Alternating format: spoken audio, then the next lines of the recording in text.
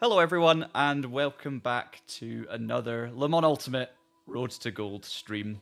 It's been a couple of weeks. We missed last week's stream because there was so much else happening with Wreckfest, and I was also preparing for EA Sports WRC, but we're back. I'm just going to make sure that everything's working first. So, microphone seems to be working fine. I think we're good. I'm going to mute the music, though, because Ross is here with me, and if I have them both unmuted at the same time, there's probably going to be like double music playing or something. So, how are you doing, Ross? I'm fine. How are you? I am ready to go-ish for Excellent. today's race.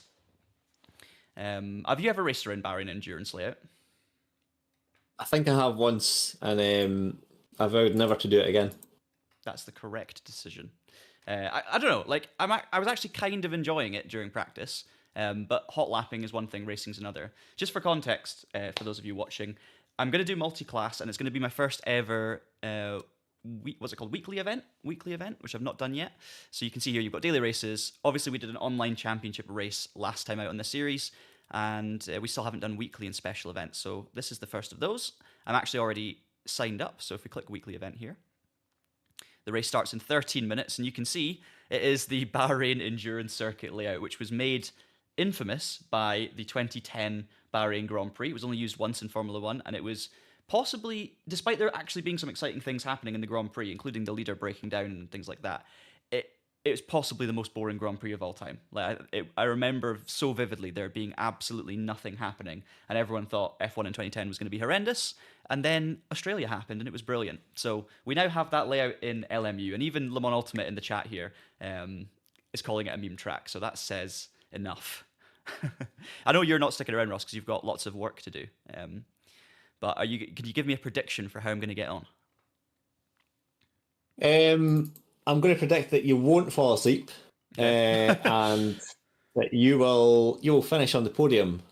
Okay. I think, to be honest, there's a good chance in this race. I don't usually say that lightly, but basically, obviously the idea of the series is to show all the different aspects of the game. The weekly event, at the moment, there's only 12 people registered, and it starts in 12 minutes. Now, I do expect that number to rise, because last week in the championship race, I thought there was going to be few cars on the grid, and then it kind of spiked right near the end, and there was actually two splits. So I'm expecting there to be more drivers than there are now, but I'm not expecting it to be huge. The aim, of course, with this, however, is, it's called the Road to Gold, this series, and I've already reached Gold safety ranking, so that only leaves one more objective to conquer for me to actually kind of come full circle in the point of the series, which is, of course, our Gold driver ranking. So the idea today, so many other races in the past, I've said it's just about getting to the end, it's just about keeping it clean and doing all this, and of course that's always true, but today my focus really is on going for a second consecutive victory, because I really want to get that driver ranked up to Gold. And I've done a lot of looking into the numbers. Le Mans Ultimate posted some information about how many drivers actually have Gold rankings and all these kind of things. And there aren't that many that actually have a Gold ranking on Le Mans Ultimate.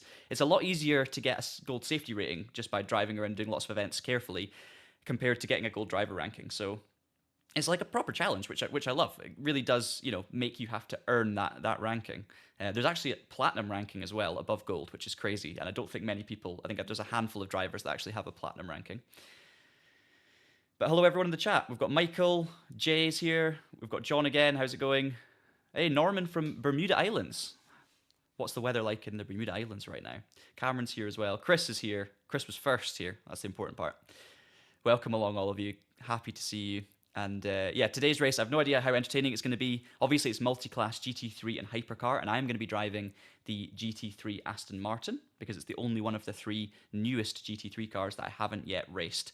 So, we'll see how that goes. I don't know who else we've got here. We've got two BMWs at the moment, two McLarens, and a Mustang in GT3. And the other reason I wanted to really go GT3 cars here is just because the last few streams we've been focusing very much on prototypes and done a couple of streams of hypercars, and I thought it would be nice to mix that up, stay in multi-class, but now experience it from the GT3's perspective. So when I have hypercars flying past me, diving down the inside into corners like I would be doing, I have no way to complain. So there you go. I didn't realise it was multi-class, so yes, I think they're going to get killed on more than one occasion. Yeah, but that's the fun, right? That's the joy. I'm trying to win. I'm not trying to be safe. No, I do think that could happen, especially, and this is also the interesting thing, the Bahrain Endurance layout specifically, is very technical and twisty and narrow in the infield. Very, very difficult for hypercars to get any sort of downforce and any sort of momentum versus the GT3. So I think you're going to have a lot of hypercars that are stuck behind GT3 cars throughout that whole kind of middle section, the extra section. And there's going to be impatience because of that. So I'm thoroughly expecting hypercars to kind of go for moves that maybe aren't quite the safest, but are possible, just to try and get ahead before those sections. So yeah, I'm gonna have to keep an eye on my mirrors. It's gonna be interesting. It's 100 minutes this race, so there's going to be a pit stop in the middle. Hopefully, I can get away with one stop right in the middle of the race. I'll probably take new tires. I don't know what everyone else is gonna do, and I've not done a long enough test stint to know if I should take tires or not. So that's gonna be interesting. So as a GT3 car, like, what would you say you have to do in terms of driving to like avoid all the madness? Because I would say like you're always told, like, as a slower car in a slower class, you should always just take your own line and, stick to it. Don't do anything unpredictable. Yeah. That is genuinely the tactic I adopt. The only caveat I would put in there is the fact that when a hypercar is actually overtaking you, or in the process of overtaking you, just because your normal racing line would involve turning into the corner at the apex, if there is a car that is at the start or in the middle of overtaking you, obviously at that point just leave them the room. So don't pretend they're not there, but do take your racing line unless they're going for a clear move, is how I would describe it. A lot of the time with hypercars, you can go around the outside as well because you've got the downforce, especially in the faster corners. And as from driving hypercars previously, that's what I would try and do when I was being sensible. So as a GT3 driver, it's literally a case of do my own thing, but if I sense there's a car behind me, if I see them going for a move, I'm not going to block them. I'm not going to cut across because all it's going to do is hurt both of us, even if it's their fault. So that's kind of my tactic to keep things safe. Because at the end of the day, hypercars lose a lot of time with GT traffic that's no one's fault. Oh, the game's just crashed. Hypercars, yeah, they lose a lot in traffic anyway. So I don't think it's unfair that sometimes GT3s also lose a bit of time in traffic when hypercars overtake them, if that makes sense. Even though it's hypercars' job to get through safely, it doesn't mean that hypercars have to get through without costing the GT3 a single blade of lap time. Does that make sense? Yeah. I'm going to say as well, like the actual difference between hypercars and GT3s, like on the sort of tricky technical sections, maybe it isn't as large as you'd expect, just because the mechanical grip's so high on the LM GT3 cars. Definitely. So you've still got like 3 very long straights to do all overtaking or the lapping and stuff. So it might not be as bad as we think. Yeah. Is that wishful thinking? I mean, it's at the end of the day, the rest of the lap is just Bahrain, and Bahrain's kind of, I would say, a medium track for back markers. Like, it's a lot easier than Spa because there's more. It's kind of more straights, but there are still a few flowing sections. This just adds a massive, complex, section in the middle that's horrible for lapping. So overall, I think it's going to be one of the worst tracks for traffic, but there are definitely going to be big sections of the lap that are okay. The back straight, both back straights, and the pit straight. Off topic, that is a massive jug. A pint. That's a Scottish glass of water. That's mirror. Are you sure that's not a vase? It could. I mean, you could definitely fit flowers in it. There we go. There's excellent. the other side of my face that you never see. I don't think that's quite how mirrors work, but there you go. That is going to keep me hydrated when I've only got one pit stop and the race is 100 minutes long. Excellent. So there you go. That's just what like real racing drivers use. Yeah. So just a massive pint jug. Basically, I'm taking advantage of the fact that when I'm racing in real life, the extra weight causes an issue. Whereas when I'm sim racing, it doesn't matter if my glass weighs 5 tons. It doesn't slow down my performance. Unfortunately, this is not one of the prize glasses that we got as a race from race events. This is just a generic IKEA job or Tesco. Nice. Lewis says, traction water bottles win. That's a good shout. Get Dan on the case. He can get the traction water bottles off the ground. I've got my John mug. What's the word I'm looking for? Coaster. That's it. I couldn't think of mug plate. No, it's coaster. Yeah. Another really important question, Ross. SA belt gloves or traction gloves? Oh. Or one for each stint. Yeah, beer mat. That's it. That's more accurate. Yeah. What about a left traction glove and a left sail glove? Oh, a left traction glove and a left seatbelt glove. Yeah. I'll compromise with you on odd gloves if you can give me one or the other. All right. Right traction glove because it's nearest the camera. Okay. And left That saddle. makes sense. And then cue whenever there are exciting things happening in this race that turn into social clips, cue the comments about odd gloves. And then I can blame you. Yeah. There we go. Sorted. How are the seatbelt gloves quite nice? They're honestly absolutely luscious. I love them. I love my traction gloves too. Don't get me wrong, but the Sabelt gloves are phenomenal. They're just super the comfy. They look nice as well. The very limited edition traction gloves that I've only got 10 pairs of. Yeah, been trying to give them away for a long, long time.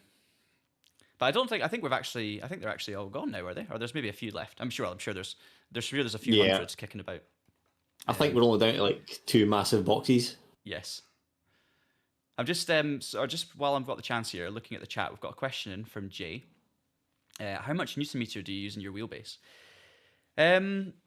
I would on the SimbuCube 2 Pro, which I don't even think you can see from the full face camera. No, you can't. I'm running it at 12.5 Newton meters in the software, which is 50% of its total output, 25 Newton meters. However, I'm also running Le Mans Ultimate's overall force feedback gain at 75%. Because if you run Le Mans Ultimate at 100% and then run SimbuCube at, say, 10 Newton meters, for example, or 9 Newton meters, the game will clip, essentially. Le Mans Ultimate has no headroom, so it clips whenever you go over really aggressive curbs and stuff. And the force feedback signal technically is a little bit muddied. It's very subtle, but it is a thing. So what I do instead is lower the in-game force feedback output to 80%, and then have the SimbuCube software force feedback output slightly higher than the value that I want. So normally on LMU, if I'm doing a sprint race, I would happily run at like 11 Newton meters of torque with 100%, for example, or say, 13, 14 Newton meters at 80%. But because this is a longer race, because it's Bahrain endurance circuit, which is honestly knackering as well, there's lots of cutbacks, lots of crossovers. It's a very physical circuit for a sim racing venue.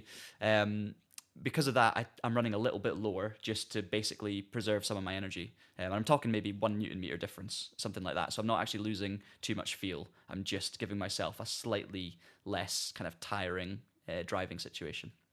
And I mean, it's all relative, right? Like we can do a 3-hour stint on higher Newton meters and would be absolutely fine. But there's no, especially when you go endurance go-karting, for example, you absolutely knacker your arms way more than a sim race. But, that obviously there's no point doing that if you've got a choice to lower it, if that makes sense. Like if we could lower the strength required in a kart for a 3-hour kart race, you would do it. But it doesn't mean you can't do it if you have to. Hopefully that makes a little bit of sense. What else we got? Run a P-tube through the floorboard. I've done many 3-hour stints in real life before, and heat has been a big problem. But I can't say I've ever needed to pee myself in a car. I have been needing to pee during a race probably, but I've never gone through with it. Let's say, so that's good. My suit's intact. Yeah. Also, your suit's like white as well, so. Issues. There's bits of green on there. Dan says, looks like you might be better off doing some dailies. Dan, I know what you mean. I could jump on and do dailies instead for the action, but that's not the premise of the series. Like what I'm trying to do here is obviously get gold, but also I'm trying to show every part of LMU. So even though there are only 12 drivers at the moment and the event starts in a minute, so it might be a quiet race, I do want to go through with it just to try out a weekly event. Obviously, they get a bit busier in the evening, so this is like a middle of the day, but it's a Friday. So, obviously there's not as many cars in this race, but I also realized that the daily races, the advanced ones, which we haven't done yet, are at Spa, and I've done so many races at Spa recently in this series. Not the previous episode, the one before it, I did lots of hypercar races at Spa, and I did the first episode, I did hypercar races at Spa, so that was another reason why I thought we'd go for a weekly event, and it's also because it's a brand new layout that I've never raced around before, so it should be good. Hang on, should we unregister because there's only 7 people now? Right, I've changed the plan, lad. I've changed the plan because everyone's unregistering, and we're literally going to have a completely empty race because I've just refreshed it and the 12 people have gone. So just as I say that, I've backed out. I don't like. Obviously, I'm happy to race with a smaller grid, which is what I was just saying. But when the grid is as small as 3 cars in the class, that's just too little, really, isn't it? That just guarantees that we're going to have no real action. It's going to be 120 minutes of driving around. So, shall we switch to dailies? Shall we switch to dailies? Oh, the world is our oyster now.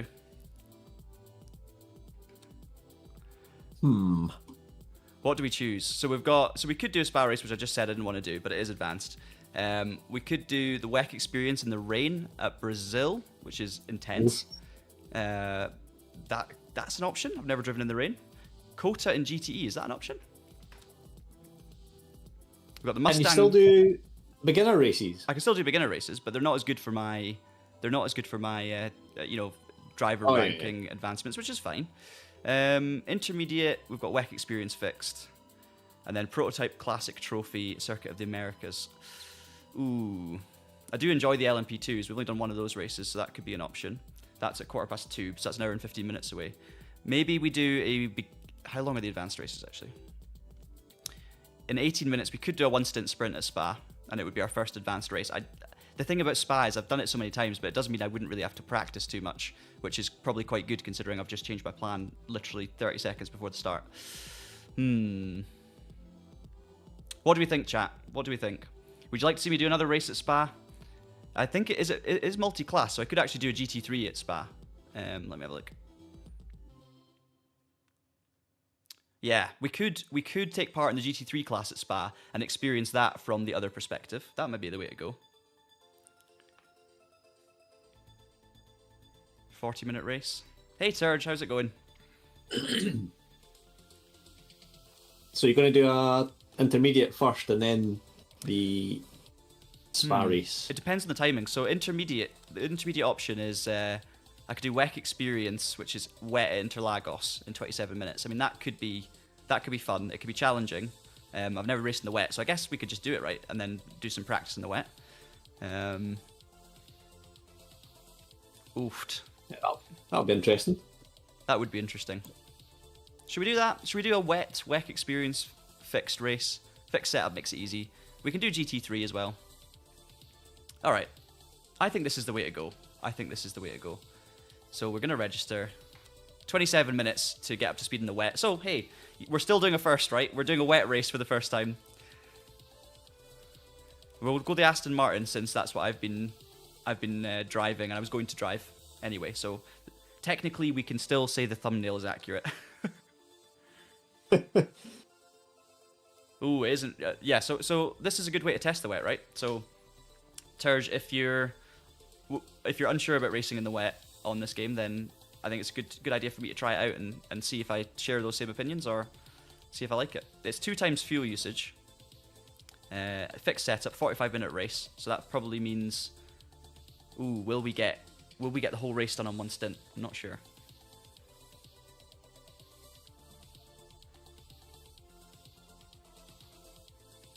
Yeah, let's do it. Hey Charlie, how's it going? Welcome back to the stream. Just ignore the title, ignore the description. In fact, Ross, if you can you access the YouTube channel? If not, I can do it myself actually. You know what? No, I can do it. Just gonna switch the. I'm gonna change my first weekly event to my first wet event, and then it's done. Sorted. Just like magic. Sorted. You never saw anything. Oh, have you changed it already? Yes. Excellent. Sorry, I asked if you could help. You said yes, and then I just did it anyway, which is exactly what I did last night as well. We're good. We're good. Right. Plenty of cars in practice, which means it's going to be a busy race. This is what we want to see. Now, fixed setup in the wet makes it easy. Don't have to worry about learning wet setups or anything like that. We've got full fuel. In fact, we've not got full fuel. We've got 69 litres of fuel.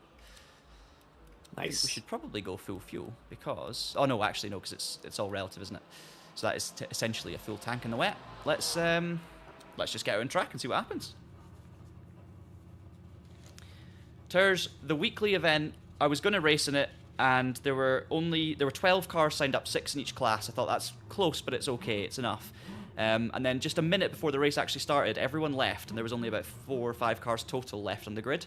So I abandoned ship with 30 seconds to go, because I figured that you might not be interested in watching 100 minutes of me driving around against 2 other GT3 cars at max. So, oh, I'm on medium tires. Hang on, that's not right. Well, let's just try it anyway. Okay, no. Trying to leave the pits on dry tires in the wet.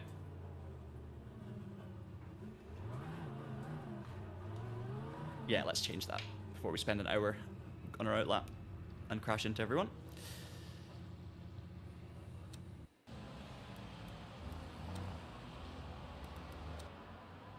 It was very much a split-second decision to change to this race. So we're going to be working it out on the fly. But you know, there's something fun about that. And to be fair, when most people are playing Le Mans Ultimate, you're probably going to be doing the same, right? You're going to jump on, you're going to look at what events are available, and then you're going to just be picking out events on the fly. You've got to kind of think ahead as well to what other events are going to be happening in an hour and a bit, and whether you'll have time to enter them. But we can just go for it and just pick events based on what we want to try. The only downside I would say to this is that obviously I'm going for a gold driver ranking now, and I'm going to be taking part in a lot of events that I'm relatively underprepared for. So, but hey, I'll make the most of it.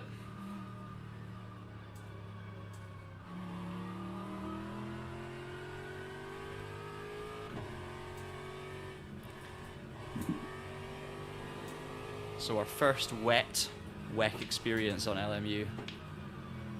I have probably done some wet laps in the past offline, but it's been a long, long time.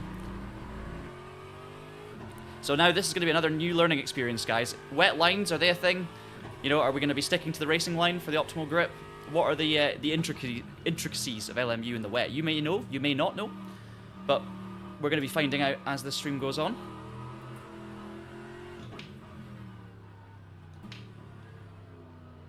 Obviously, electronic tweaks are going to be probably more crucial in the wet as well. Things like traction control, which even on a fixed setup you can tweak.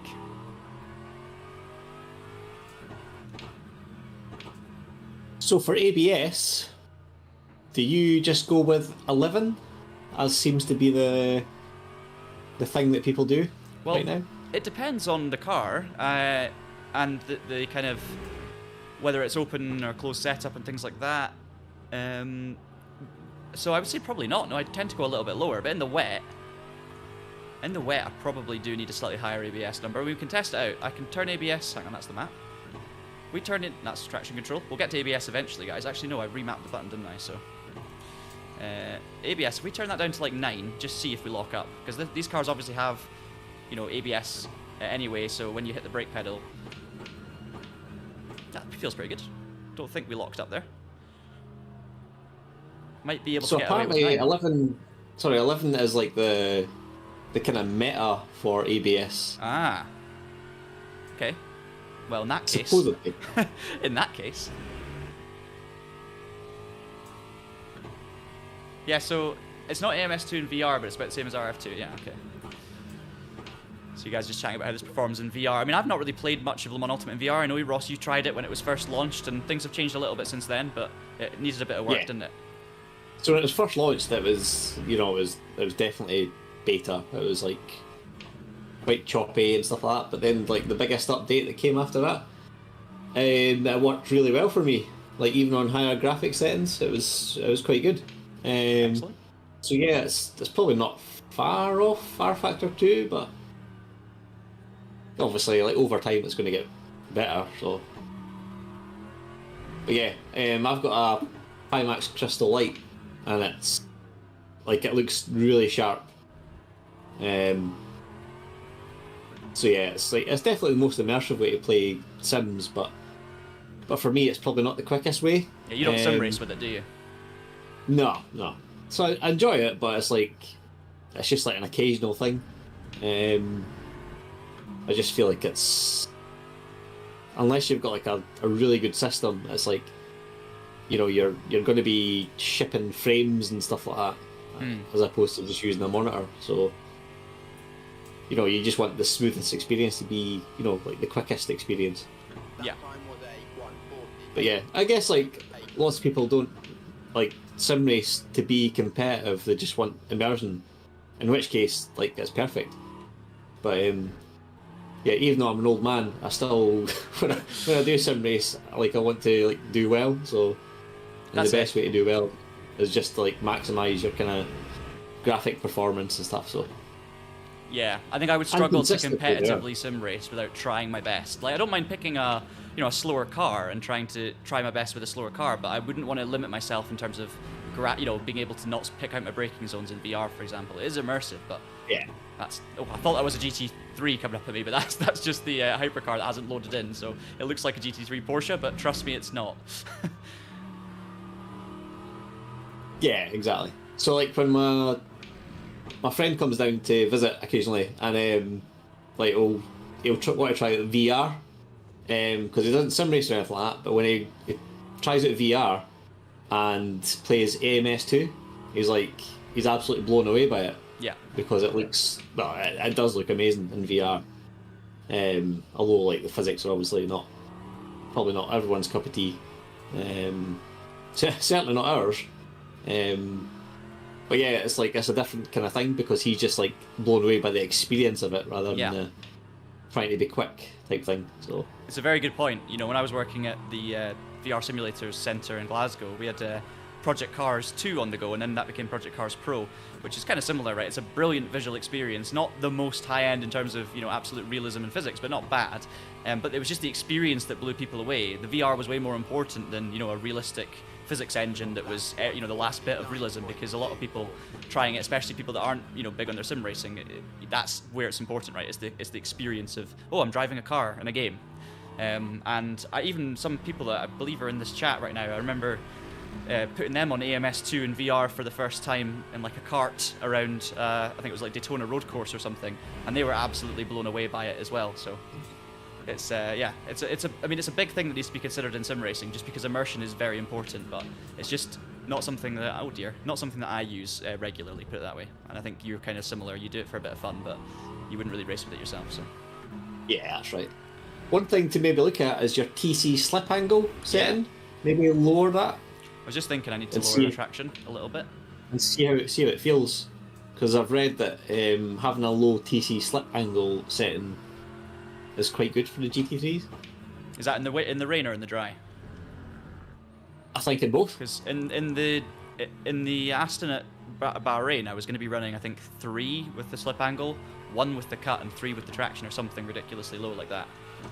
But I still think in rain, I actually think even though the kind of natural thing is, oh, it's raining, turn the traction control up, I also think that the traction control becomes way more limiting in the rain, so it's more important to get the settings right.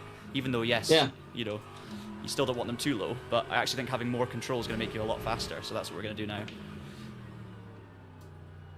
Splendid. Having a few kind of screen freezes as well, but that's because I changed it to windowed mode for the start of the stream, so I'll need to remember to change that back. But yeah, literally, look at the time differences as soon as I change down that traction control a little bit.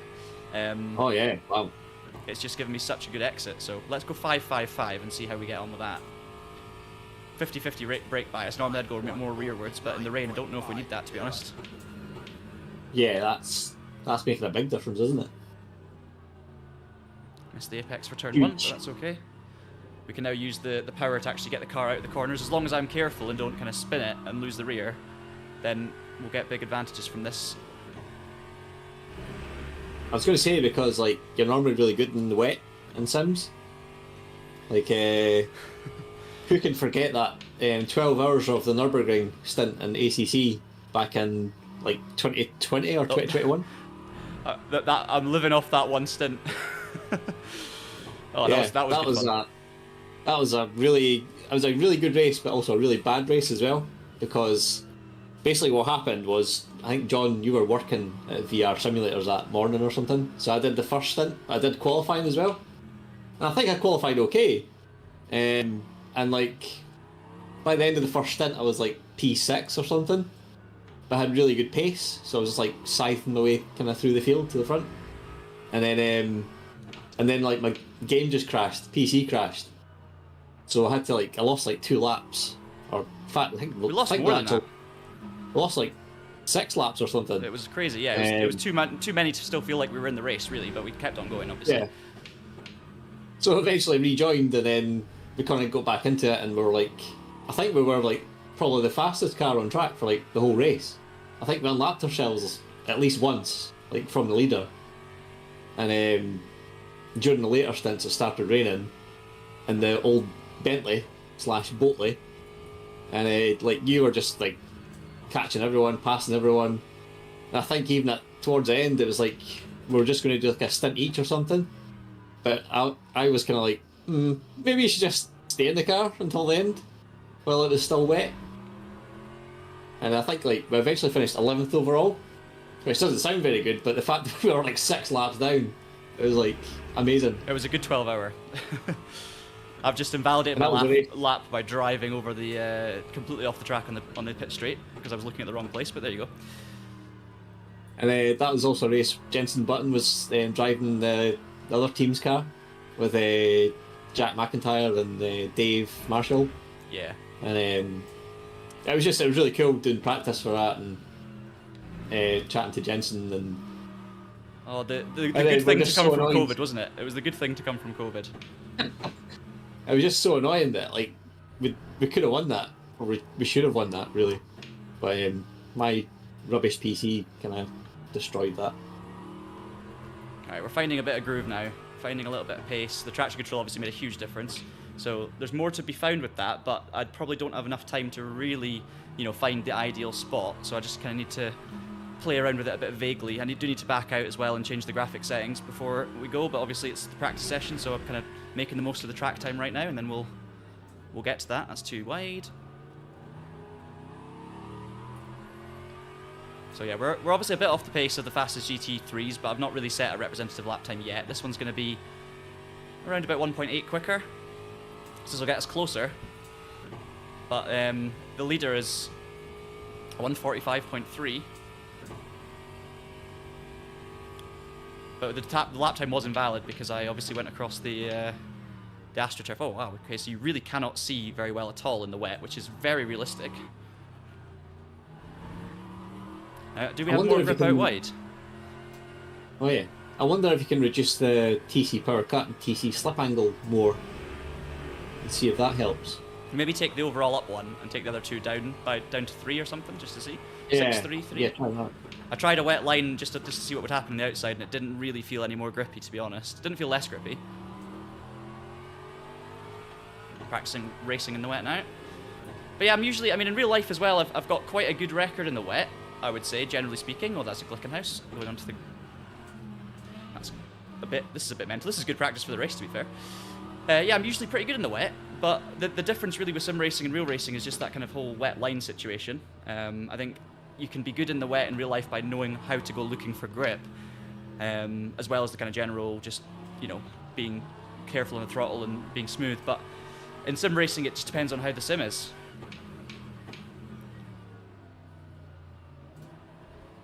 I'm enjoying this though so far. It looks good, I think. Visually speaking. Like the way the wiper's working away and the windscreen's collecting water. Ferrari, we'll let them go. Oh, they've spun out.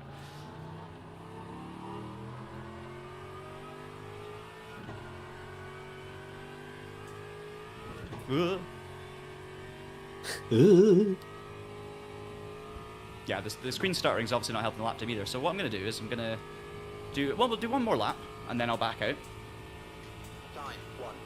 Get the fan on as well because I'm already melting.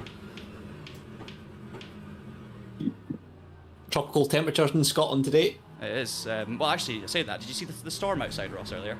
The weather was horrendous. I don't know what it is like in Kinross, but in Glasgow it was as Glasgow as it gets, really. Yeah, it was pretty dreich. Yeah, dreich is the word. But it's nice and sunny now. It is a balmy 6 degrees currently. So I better get my shorts on. Excellent. Alright, this has been a better lap so far. This is going to be our representative time, this one. See how close we can get to that 45.3 by the fastest Porsche.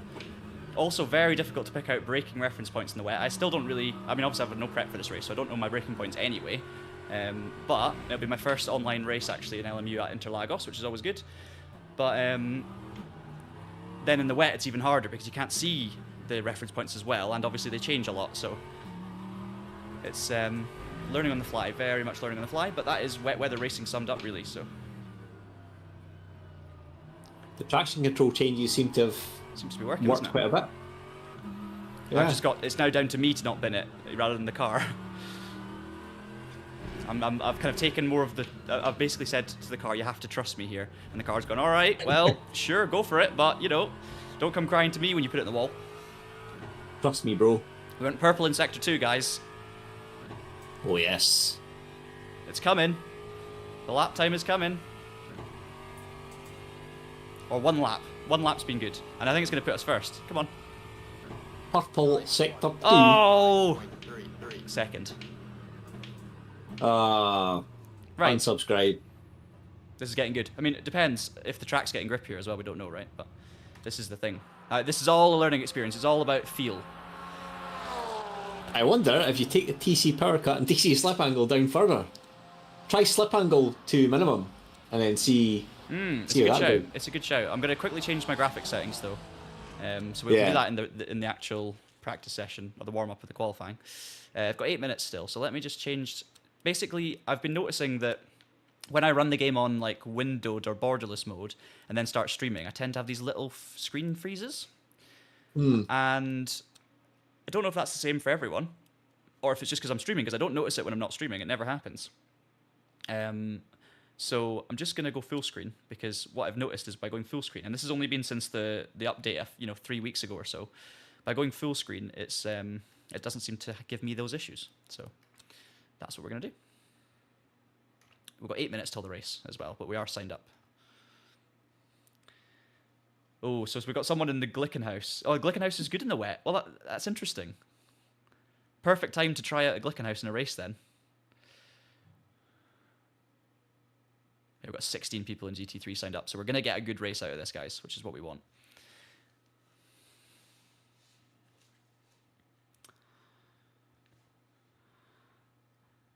Jax is asking if I think you're asking if I'm on max quality settings. So I've not really been looking at the chat as much this time, because literally driving in the wet, trying to learn that on the go, was kind of taking away my brain capacity, let's say.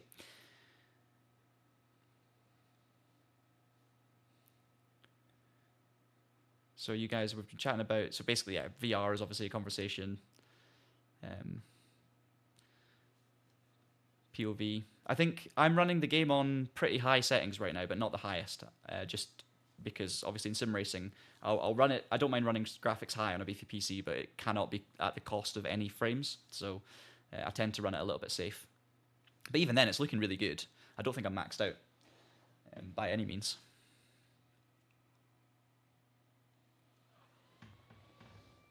This is going to be... I'm really looking forward to this, Ross. This is like... I might do badly, but I'm actually excited about this. I think now you've found like the sweet spot for settings is... I think it's going to be good. There's double fuel usage going on. So the weird thing is that like the reason the lap times will be getting quicker as well is because we're obviously burning a lot of fuel, and the tires in the wet don't really wear much, I would imagine. Okay, so let's go traction control. So what do we say? Maybe go 6-2-2, something like that. Try that. Or even one. Try that. We'll try 6-1-1. You know, why not? Let's just go all out. Just need to remember that I've got cold tires and a full tank of fuel.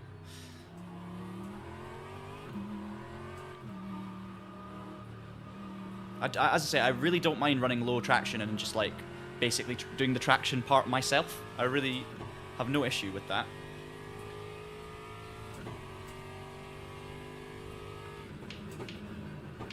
Quite like my wipers to start working.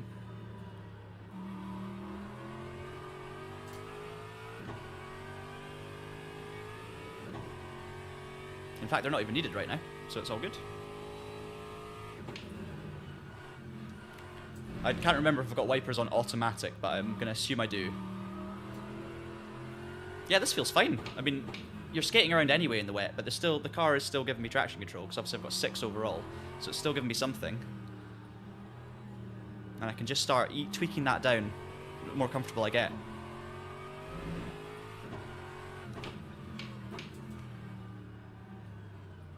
Yeah, your right foot is the traction control. Yeah, exactly. It just gives me so much more freedom. I do think the tracks may be getting grippier, actually. It feels grippier straight out of the box. So I don't want to look too much into lap time. I'm going more off feel in terms of settings and stuff, but yeah. The car's alive now. And that's actually what I want. My wipers are definitely not coming on, so I'm going to need to change that. Which is tricky when you can't see where you're going.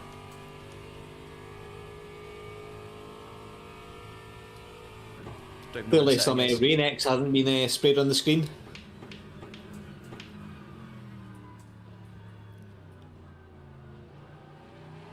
I should probably assign a button for that, shouldn't I, really?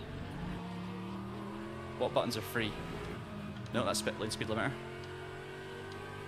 Purple, that button's free, alright, so I can do that one. What's this button? That one's free. Alright, I've got buttons I can assign if I remember. We'll practice blind for now. Automatic wipers don't activate on spray. Ah, okay. Does anyone know the keyboard shortcut off by heart? Because it might still be assigned to that. W's the... Is it? No. Oh, yes. What a surprise. Nice. Let's just get them going. I will assign buttons for that on the wheel. So what we've discovered already is wet conditions. I mean, I'm actually, can I just say, really enjoying the feeling of the driving in the wet. It does kind of feel like there's just an overall lack of grip. It doesn't feel... I'm not really feeling a hugely kind of dynamic shift from one part of the circuit to the other. It just kind of feels like we're racing in an overall wet track, which is, to be fair, it's pouring down with rain. That is pretty realistic. There's not really any drying line. I would say there's probably not...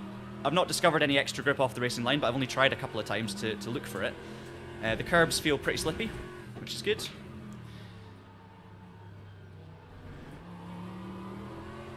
There you go.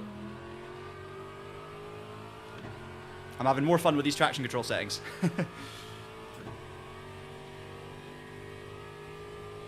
1-1. Excellent. Yeah, 6-1-1. We'll try 5-1-1 next. That time was a 1:47.07. I actually want to... I mean, I'm running close behind this driver, and I'm thinking, oh, I better be careful, but I kind of want to practice that, because we're going to be doing that in the race, potentially, and I want to get comfortable in the wet, directly behind people, you know? Oh, debris everywhere. Whoa, I had to lift. See if I can overtake this Corvette.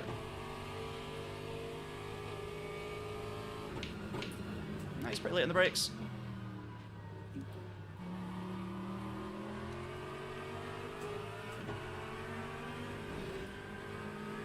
Try and leave him space. Sorry if I'm ruining your practice laps here, I'm just... Oh, okay. Just trying to get race practice in here.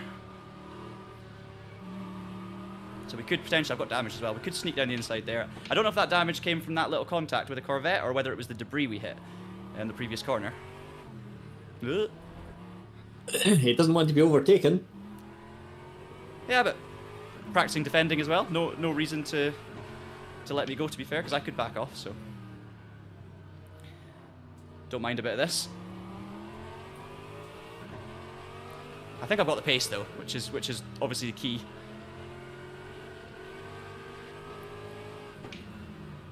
Just kind of playing around now. We've got a good exit. There we go. Yeah, you can see I've just got more traction everywhere. Ironically, I've got less traction control, and I feel like I've got more traction. Subscribe to Traction for more traction. Yeah, the curbs are slippy, but they are a bit slippy, I would say. But I don't think they feel like, you know, they're not lethal slippy. Oh, I've just mucked up finally when I got past them. Like, I can use the curbs, but the thing is, in the wet, sometimes you can use the curbs. But there, for example, that's probably a bit grippier than it should be if it was full realism. But I don't mind it. I'm not going to complain about the curbs not being absolutely lethal, because I don't want to race in the wet if I feel like the whole thing is completely lethal all the time. It's definitely drying up a little bit. I can see my braking points. Let's try 5 traction. Everyone's leaving, so I think the race session's starting in 1 minute.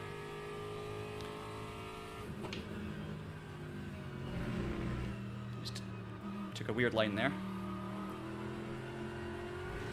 Bit of throttle to get me around the corner. I can brake on the curb there, not lock up, so yeah. Actually, the more I'm using the curbs and actually pushing on them, they're not really biting back, so I can totally see your point.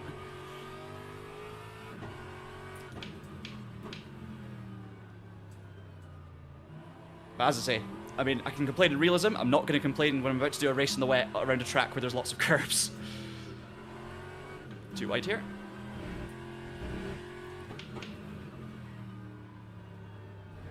So 5-1-1 feels absolutely fine.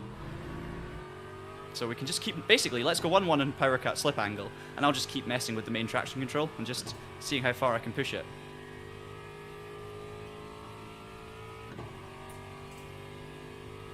But I do think lap times are getting significantly quicker. Time 1:44.78. So braking at the 50 board.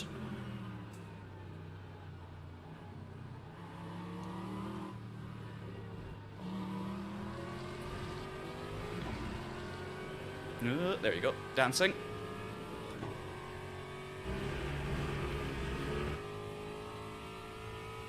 That's the session up. Yeah, cheers, Dan. Let's do it. 4-4-4 is probably about nice in the Aston. Honestly, in the wet, I'm enjoying the 1-1. And because I still feel like I've got traction control, I still feel like it's helping me on the way out of the corners. It's not completely lethal. It's not like driving with 0 on his ACC, for example. So yeah, I think we'll just keep knocking that first number down. John, it will significantly help you get more speed. You just need to be cautious on the power, basically. As long as you're able to comfortably manage the throttle yourself, then lower traction control settings in the wet seem to be for sure the way to go. And it might even be better on like 4-0-0 or 3. I don't know, but I don't want to go too far. This is good. We're actually providing useful information. Well, I think I'm learning useful information. I don't know. I couldn't say I'm providing it yet, but I'm providing my thought process towards the journey towards useful information eventually. Until you guys say something in the chat that makes me realize I was wrong all along. So we'll see. But yeah, this feels really good in the wet. Like it's good. I'm not saying it feels 100% realistic in the wet in terms of the actual where the grip is and stuff and the amount of dynamic weather, but I think the only games that have really nailed that so far for me are Gran Turismo 7, which doesn't feel realistic in one way, but the wet weather, the way it animates that and the way it kind of works with the surface changes and stuff, that is really well done. The game's just crashed again. Yeah. And the other one is iRacing, to be honest. Their rain system's fantastic on that front. This just feels like good, really good, solid, nice-looking rain that feels really nice to drive, but doesn't quite have the dynamicism in terms of the variation, I would say, that real-life wet weather has at this stage. So, I mean, it's a good starting point, is what I would say. And you can never be... It's so hard to get that compromise right with wet weather, because every single different track, different day, different amount of rain will completely change the grip, and also where the grip is, how it works. Like, I cannot explain to you how, you could have a car that runs really well in the wet and feels really grippy one day, and then you turn up to a different track the next week and it's completely awful and you're miles off the pace. Like, it's incredible how specific they are to each situation. And also, like, street tracks with like their white painted lines, as we saw in Melbourne, is like it's like completely different. Absolutely. Right, can we still get in for qualifying? Hopefully. Oh, that's the wrong button. There we are. I'm looking forward to this. This is going to be a lot of fun. Going to be a lot of fun. And as I say, I still don't know about fuel situation. Hopefully we'll be able to do the whole race in one tank. I think 45-minute race... no, actually, what am I talking about? It will be a stop for fuel because it's double fuel usage, so it's definitely going to be a stop for fuel, and that's going to cause issues in terms of I've not calculated how much fuel I need. Thank you, Michael. Yes, it is 2 times fuel, and it's a 40-minute race, 45-minute race, so I'm definitely going to have to stop for fuel, and that is, yeah. I don't have the numbers at hand. So that's going to be working out on the fly. We'll do some maths on the way and get it wrong. And Dan, this time when I come in for fuel, don't comment about something unrelated to my fuel situation in a panic, telling me not to do something when it's actually completely unrelated and about a completely different race that was happening at a different time. Because I am gullible and I will panic and trust you too much, and then I will take a full tank of fuel when I only needed a 3/4 tank of fuel and lose 10 seconds. Yes, that did happen on stream number 2, I think it was. It's always Dan's fault. Jokes aside, I do want to give a shout out to Dan, because Dan... Oh, the game's crashed again. Okay, this is bad. This is 3 crashes now.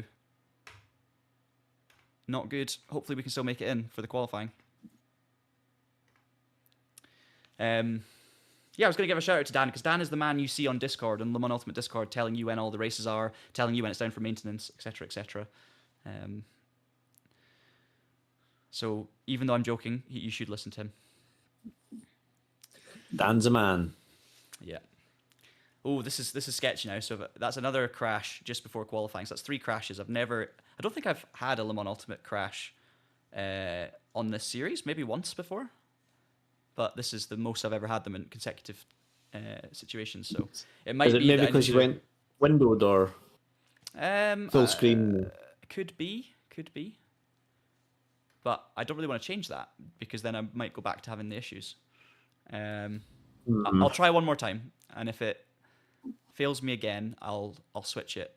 I'm more concerned right now that we're actually going to miss this race. So, hey, Rob's here. How's it going, Rob? Long story, but we're not doing the race I was expecting to do. Let's put it that way. Qualifying has begun.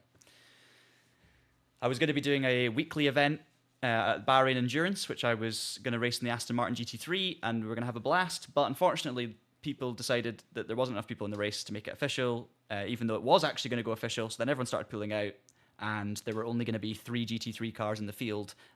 Obviously, that assumes that they weren't going to pull out, so I didn't want to drive around for an hour and 20 minutes, or an hour and 40 minutes, actually, just with 2 or 3 cars in the field, because that's no fun for anyone. So I made a very last-second decision to back out and not lose lots of driver rating by entering and then quitting. So we're now doing daily races instead. And it's going to be a wet multi-class race at Interlagos. I'm in the GT3s up against hypercars. First race around Interlagos online, and also my first experience of wet weather on LMU in like over a year, and the first online race in wet weather. So that is what's happening now, Rob. Hope your day's been going good. Is LMU online a bit similar to iRacing? That's a very weighted question. And has many different answers. Okay, the game's crashed again, guys, so I'm going to have to change I'm going to have to try that thing that Ross suggested by going borderless. If it keeps happening after that, I may need to pause my stream and reboot the PC or something. But let's hope this solution works, because I really don't want to miss this race now. I'm ready for it. I'm excited for it. Thank you, Robin. I've been enjoying I've seen you've been playing lots of LMU the last few weeks. I've been enjoying watching little bits of the streams when I can. And obviously it takes a little bit of time to get used to, as you will have discovered coming from ACC, but it's once you actually get the tires warm and get used to how the car's feeling and get into it, hopefully you're enjoying it now and beginning to get the hang of it. And yes, David, we can safely say these live streams are a regular thing. Very safely.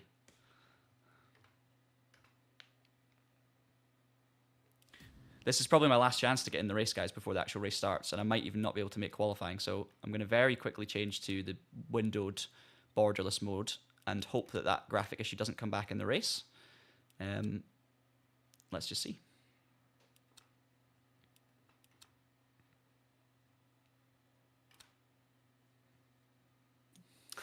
Good to hear it. I am too. Roy, yes, LMU does have a ranking system.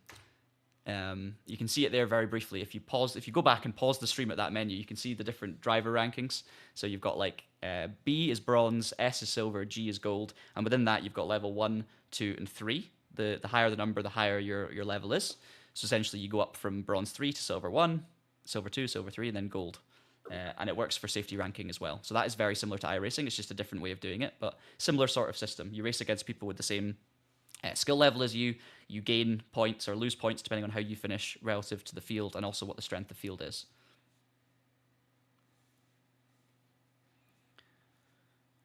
There's a lot less in terms of it's obviously more Le Mans Ultimate's a lot more specific. It's still in early access. The categories are more specific than iRacing. It doesn't cover every type of racing. It's very focused on endurance racing and the World Endurance Championship. But the actual racing itself, in my opinion, and I'm going to get slaughtered for this, in my opinion, when you're in a race and you're in a battle, LMU, I would take an LMU race over an iRacing race every day of the week. I really enjoy iRacing. I get a lot of fun out of it, and I love the variation in it, driving all these different types of cars. But put me in like a GT3 race in iRacing or a GT3 race in Le Mans Ultimate, and I'm taking Le Mans Ultimate every time, assuming it doesn't keep crashing.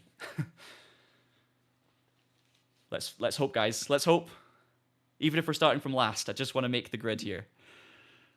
Yeah, that's a more interesting race as well. Last to first challenge. Yeah, you can quote that if you like, and I'm going to get absolutely slaughtered. Last to 12th.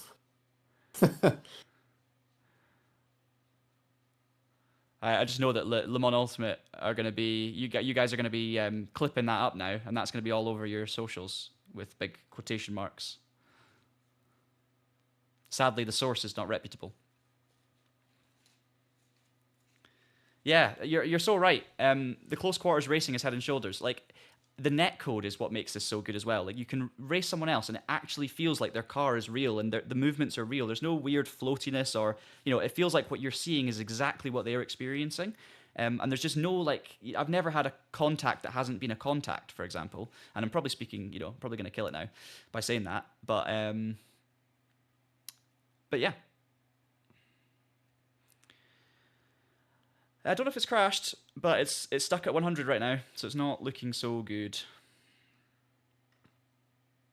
Not looking so good. Hopefully this is just a me problem, Dan, and not a Le Mans Ultimate server problem.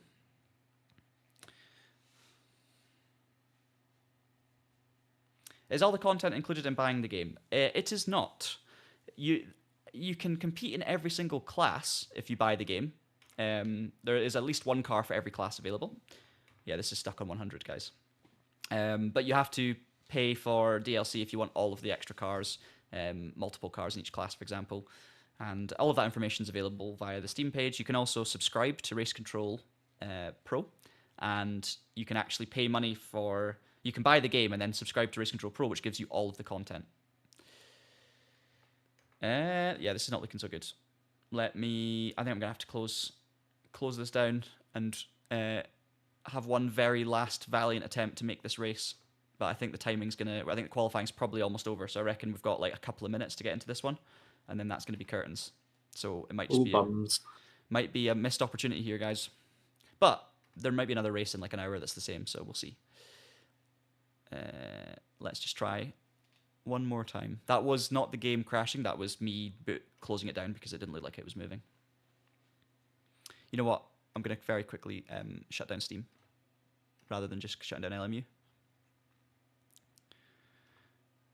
We'll hope, but I'm now feeling there's a less than 50% chance we're going to make this race. Even if it works on this boot. Maybe you can join, like, if the race has already started. Just, like, start from the pit lane. Possibly. I know you could do that in R-Factor 2, but... Sorry, Lewis, we've been crashing a few times. Yeah, I don't know if... Well, we'll find out, I think. It's obviously not going to be good for my ratings, though. But, I mean, that's the way it goes. So, the next series will be Road to Gold, again. Yeah, Road back to Silver. Road back to Silver. It's Dan's fault. Of course it's Dan's fault. I'm very curious what the delete certain folder is, because I can't think off the top of my head.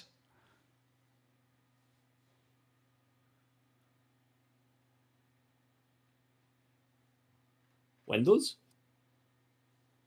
What, delete Windows? Yeah. That could work. If I just delete the PC and then rebuild it. Right. One more attempt, come on. the game is launched differently, I would say. This doesn't make sense to you guys because you're not seeing the same as I'm seeing exactly, but... wait, no, wrong one. Quickly. Come on. Oh, qualifying still going. Yes, we could make it. We could make it. It could be a last first challenge. What I was seeing when the game was loading was slightly different to what you guys were seeing because the way the OBS has windowed it and showing certain applications. But previously when I was loading in, I was actually seeing the game on the stream, but not on my own screen until the menu was there. Whereas this time when I loaded it, the intro and everything that normally works was working on my screen. So I'm going to say this is different, and I'm going to say this is going to be the one, and we're going to make the race. And I'm going to need to channel my inner Verstappen at Interlagos in the wet.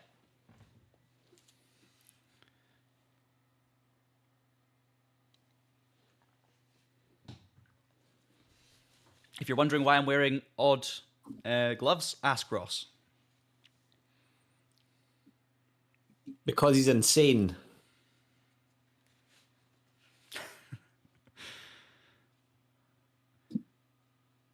Come on. Come on. I believe in the dream. Yes. This looks more positive. I'm hearing vehicles. No! It's gone. Ah. Oh, dear. Is it going to have to be a PC reboot? It might have to be a PC reboot, guys. I don't know if that'll fix it. But we've aimlessly tried we've had 5 or 6 crashes now. So,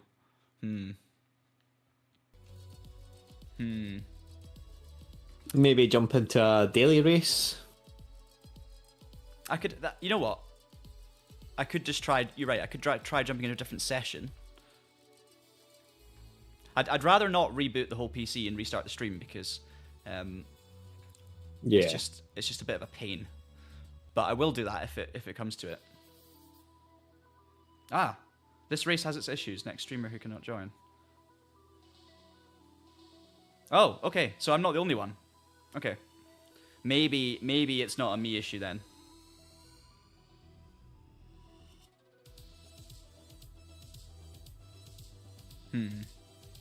We're going to relaunch. I'm going to maybe try a different session. And we shall see.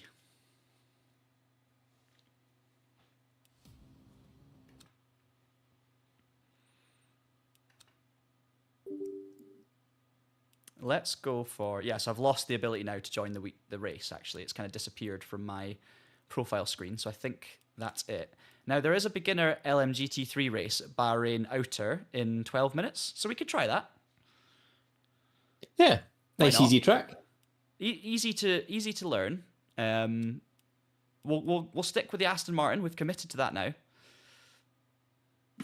I'm determined to do my first race in this car. What's the leaderboard looking like? BMW, Ferrari, BMW, Ford, Ferrari. There's an Aston in 7th. I'll take hope from that the car is quick enough. I mean, it was quick on... I think it felt pretty good on Bahrain Endurance. And we will see if we can do a race, finally. This is a good track. But I have already done a GT3 race at Bahrain Outer on as part of the series. So, unfortunately, I think today's stream, as you're already very much aware, is going to be a case of we'll take what we can get. And maybe I can do another wet race at Interlagos later on. There was a hotfix on the Mon Ultimate earlier today, which brought down the online stuff for about an hour and put it back up at 11:40. So I do wonder, Dan, if there's been a bit of a... Maybe this is an issue for lots of people since the hotfix, but we'll have to wait and see. Jay asks, will this happen to only streamers or to normal players? Only us strange people, I think. No, I have no idea. I mean, this list at the moment is looking very... I doubt it would make a difference whether someone's streaming or not, put it that way.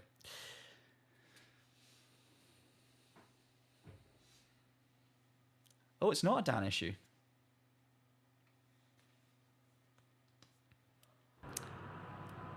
Right.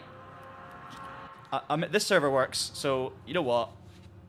Like, we're not going to lose hope. I'm not going to lose motivation. I'm not going to lose energy. We're just going to go out here and we're going to win. We're going to win a beginner race. I'm not going to win a beginner race because it's probably top split, and I'm probably not going to come in the top 10. But I'm going to try and win a beginner race. Let's just... should we try those traction control settings again? In the dry? Yeah. I think you could go even lower. That's bold, but... Oh, I've cold tyres.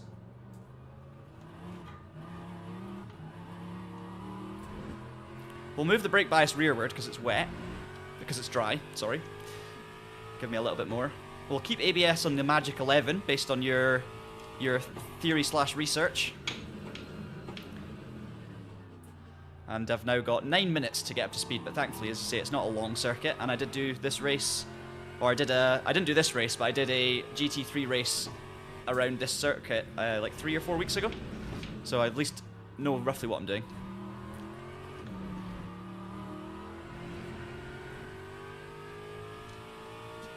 We'll start with 5.44 until the tyres come up, and then I'll just start playing around a bit and see if we can gain some lap time.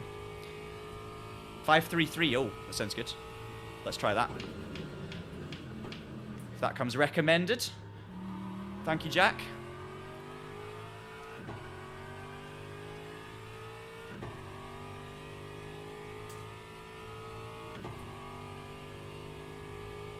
I haven't gone back to full screen mode either, so we might still have that slight issue with the connections. Oh, Callum's here. How's it going, Callum? I will read your message when I have a second, which is not right now. I forgot about my cold tyres.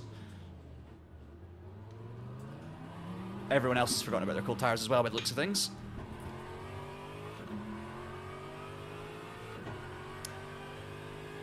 Oh, yeah. BMW Cup around here. Oh, you just think because there's lots of BMWs entered, I take it, right? Low 13, thank you for that. I'm on full fuel, so that's going to make me slower for this practice session, but it doesn't matter. I'll take the fuel out for the race. Just try and just basically trying to get comfortable at this moment. Okay, that's track limits.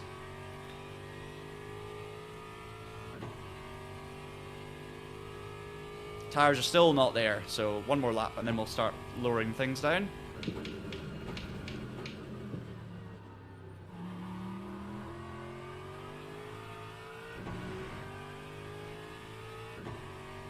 Okay. So how many times was this track used in Formula 1? Was it just once? For yes. Perez's epic win / George Russell's epic fail? Oh, poor George. For that race, anyway. Yeah, that was the second Bahrain race in 2020. So it was after the Grosjean incident. It was the next one along, wasn't it? And Ocon got P2, Stroll was P3, and Perez was first from the back of the grid. It was wild. Yeah, it was Perez not go off in the first lap. He did. Yeah, he crashed into Stroll, didn't he? He spun out and then yeah, what a race.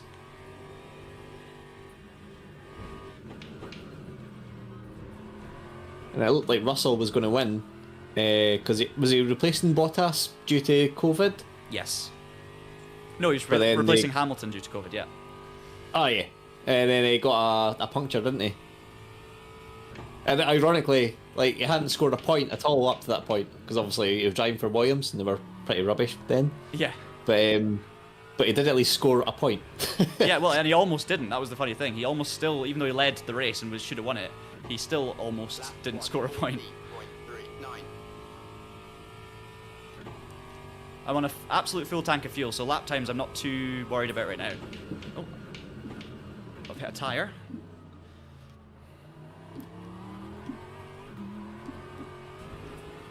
Did that damage your car? It didn't. That's what I was looking for.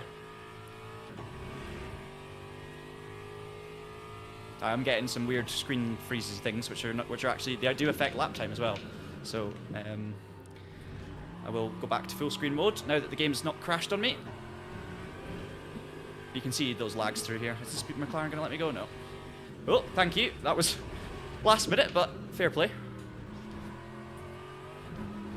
Yeah, the track limits are the thing here, so I'm going to lift off because that's no. Jeez, it's very tight. Yeah, to be fair, he did get out the way as soon as he realised, and I respect that, even though it wasn't quite early enough. At least he tried. I never, when I never get annoyed at drivers when there's like mistakes or they don't see you or something like that, and then because at least then it's like, well, they're just concentrating and they've made a mistake. It's more the people who do things deliberately is when it becomes an issue. And at the end of the day, in this practice session, you can, it's a practice session, so I would probably get out of the way if someone was flying up behind me and I wasn't on a good lap. But if I was on a good lap, you're absolutely within your right to defend or to stick to the position, Because McLaren almost into the back of it. Speaking of deliberate misdemeanors in sim racing, did you see F1 sim racing last night? I didn't, but I know you did.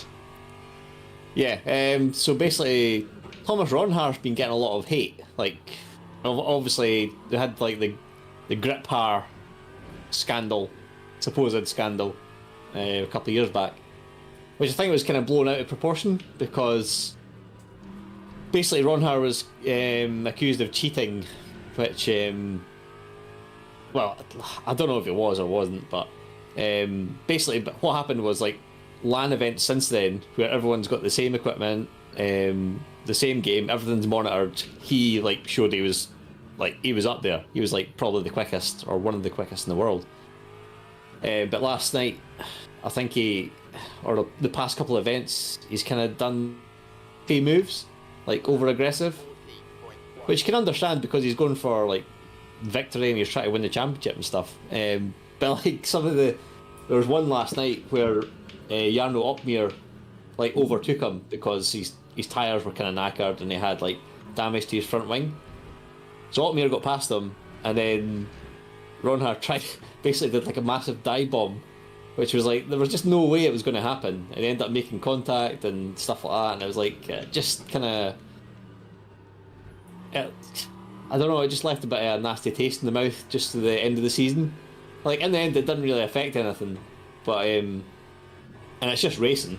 No one went off, no one died. But it's just like the hate that comes with that. Like YouTube comments and stuff. And I mean, it's too much. I mean, like, fair enough, the driving wasn't great. It never affected the results, which is the main thing. But it's just like the kind of baggage that comes with stuff like that online, because obviously F1 esports is massive. Like last night, I think there was like 250,000 viewers of the race. Like, can you imagine any other like sim event? Obviously, Le Mans Virtual had sort of similar figures, and it's just I don't know. I'm just going off on a rant about how like disappointing it is to see all the negative comments and stuff, but I guess it's like Formula 1 as well. It's kind of like that right now. Obviously, Max Verstappen and Lewis Hamilton fans and stuff, and it just gets a bit annoying. It's kind of tiring, isn't it? Yeah. Very tiring. Don't know what's happening in this server. Absolute chaos. But we're going in 3 minutes, so... Interesting. Yeah, I'm going to pull over now. So, yeah, I'm 13.8, which is not bad, but on a full tank of fuel, so that's going to definitely add a little bit. So yeah, if I can get low 13s, I think I'll be happy. Which is what Callum was suggesting as a target. I think I'm going to be in the top split. But maybe one of the lower ranked drivers in the top split. We'll have to wait and see. Yeah, you're getting some agreements in the chat, Ross, with your rant. It was a good rant, says Rob. Yeah, I mean, like I know like Ron Harris, like a couple of moves that I've seen were like massively over aggressive, but I don't know. The other thing I noticed with F1 esports is like they don't even follow like the rules for pit in and pit exit. The white lines. So it's really weird to see try to simulate a Formula 1 race, but then they exit the pits and just immediately go into the racing line and just cross the white line. It's like, if you're going to try and simulate Formula 1, then at least simulate the rules. Yeah. Agreed. By the way, because those are actually, the rules are there for a reason, right? Because it can be pretty hellish for the drivers on track if you're just cutting across. By the way, Ross, Mike Bell is in this race.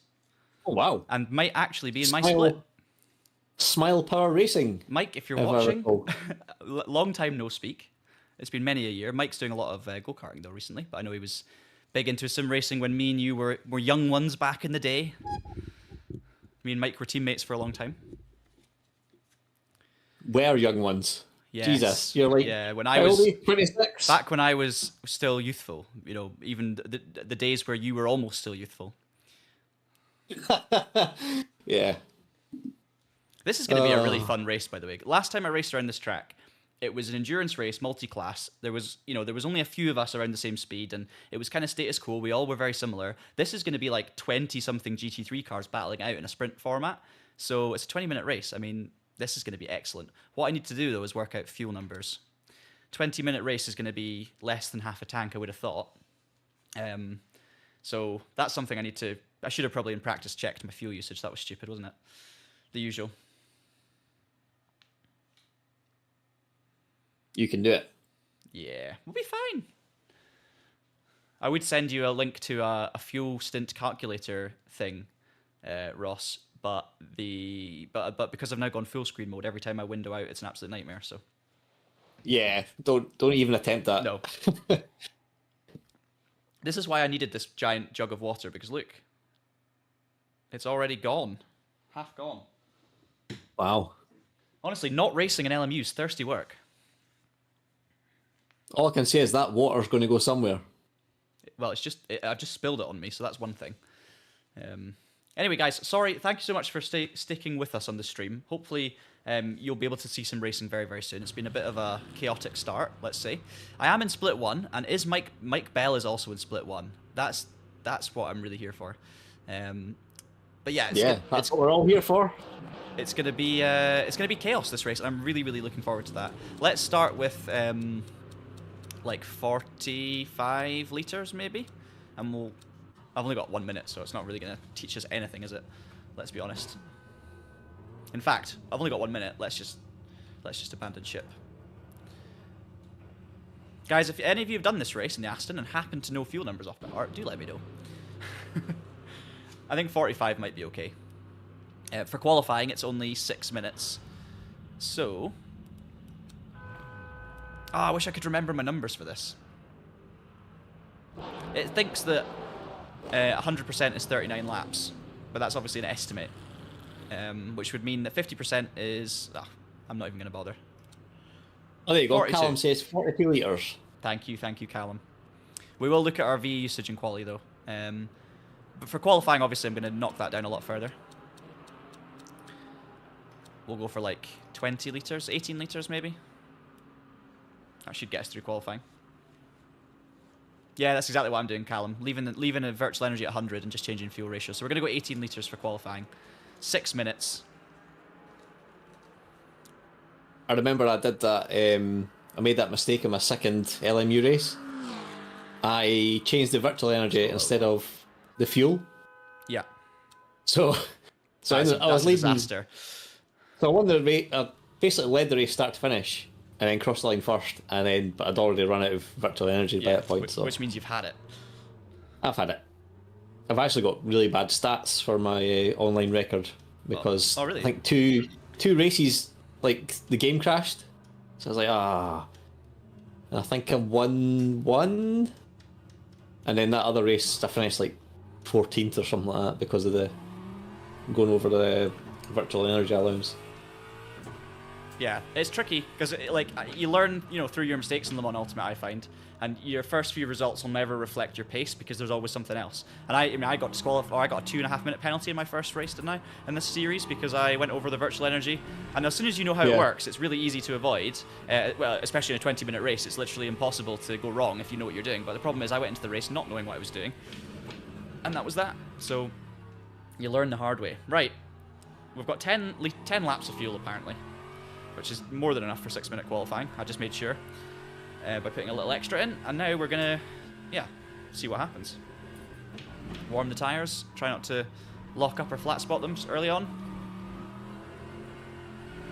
Gone 5.33 on the traction. I can bring that down potentially to 5.22, but I honestly don't think I need it too low because I think it feels low enough already. I don't think I'm getting an advantage from it. Love the sound of the gear shifts in this Aston. If you're fully on the brakes or the throttle, you get this kind of massive bang when you change gear. Proper mechanical noise, like metal on metal knock. But you don't get it if you lift, you just get it if you're flat out, and it's so satisfying. Yeah, I need to be careful about that, Jack. Make sure I get the fuel out. Right, cold brakes, cold tires. We'll brake a little early for turn 1.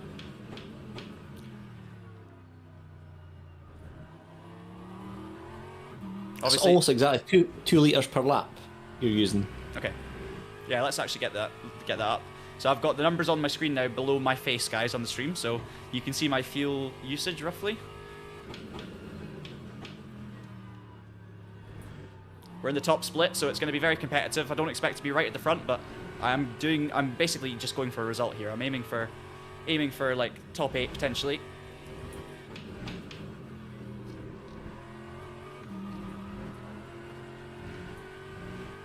But obviously I don't know how quick the Aston is around here.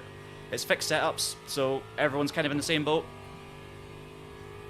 But I'm not seeing too many other Astons right now in the leaderboard.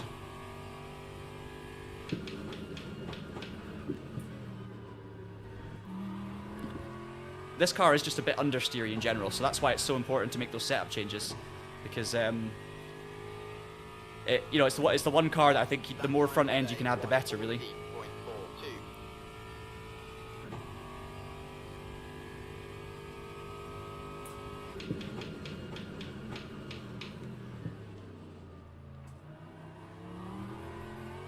Tires are still not there, but slowly getting better.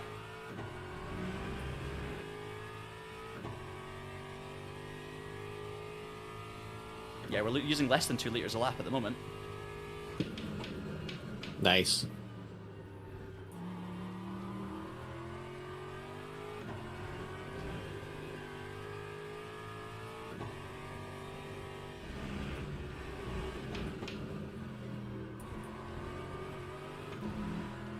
Too wide on the exit.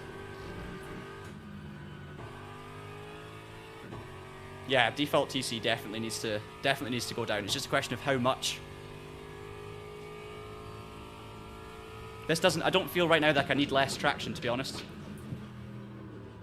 Obviously in qualifying we can get on the power a little earlier and just waste the tyre life trying to get rotation.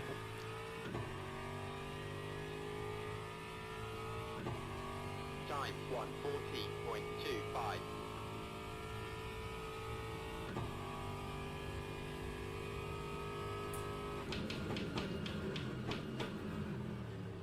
Oh, that's a little bit late somehow. Thought I was spot on.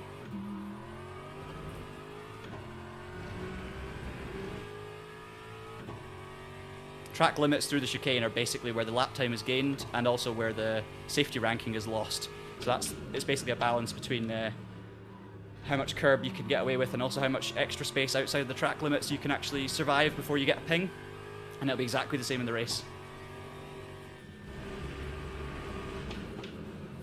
Here on the inside, and here on the inside, and then here on the exit as well. I could probably take a little bit more than that on the exit, but other than that, it was pretty okay.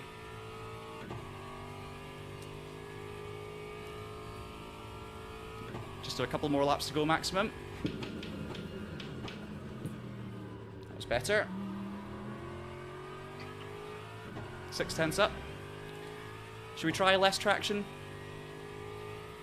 Yeah, try less slip angle. Minimum slip angle. Minimum slip angle. All right. Yeah. Let's do it. Why See not? what happens. We'll take a risk.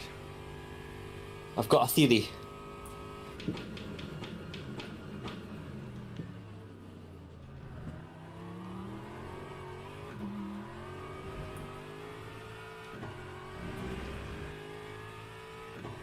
Putting all my faith in Ross. Pressure.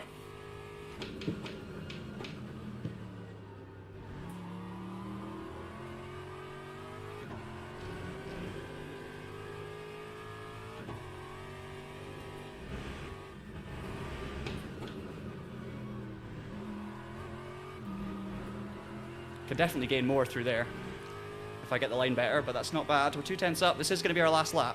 We're only half a second off pole, but we're 10th, which just shows you how crazy this race is going to be.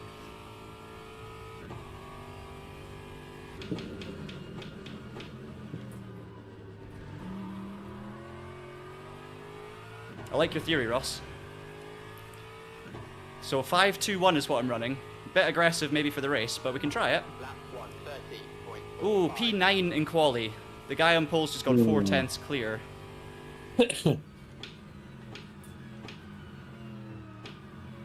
All right. I mean, I'm honestly quite happy with that. P9 maybe doesn't look the best when, obviously, I won the race last week, but it's so different. Like, doing a daily race in GT3s is compared to like a championship race where there's only a certain number of cars on track and, you know, there's only one split or two splits. This is very different. So ninth in this I would absolutely take every day of the week. You can have a good race from there at least. They're not like Yeah. miles off with the slipstream and stuff as well. Well, let's see. Am I top Aston? I think I'm the only Aston. Yeah, I'm the only No, I Aston. think there's one other, and I think you were faster, much faster. And drivers go to the grid for Now, race if start. there was one other, they've left because I'm now the only Aston in the grid. So Yeah, there definitely was, yeah. tell you what though, this is going to be a fun race. Like this is going to be, I'm going to have to be on my A game. Here, let's get the fuel in. So we're going to go 42 liters.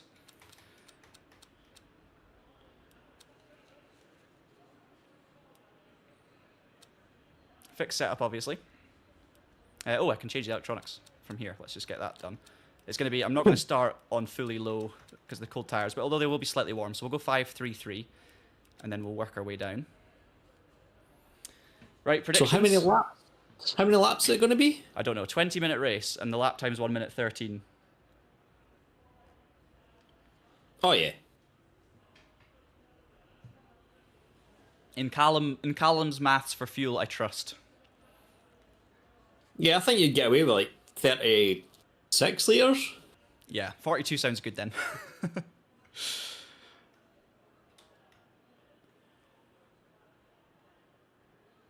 Let's do it. Get your predictions in, guys. 9th on the grid.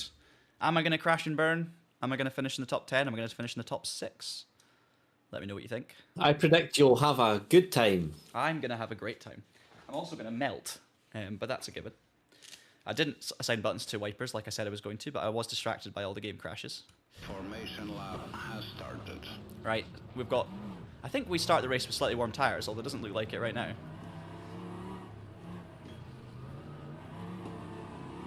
Get some heat in the brakes. It's telling me to slow down, then it's telling me to catch up. Erratic driving, apparently. Yeah, you've got to keep still. Right, here we go. Let's give it a go. Wish me luck. Good luck. I'm going to be fully focused on this one, guys, so apologies if I don't see many of your comments coming through.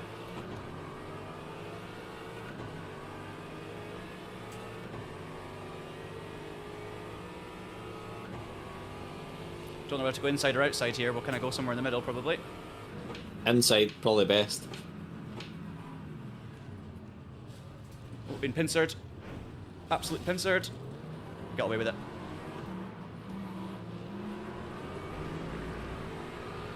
Wow, that was intense. I've got yellow damage all around there, guys. I shouldn't have gone middle. I should have listened to Ross and gone inside, but I committed, and there were too many cars around. Oh, bums.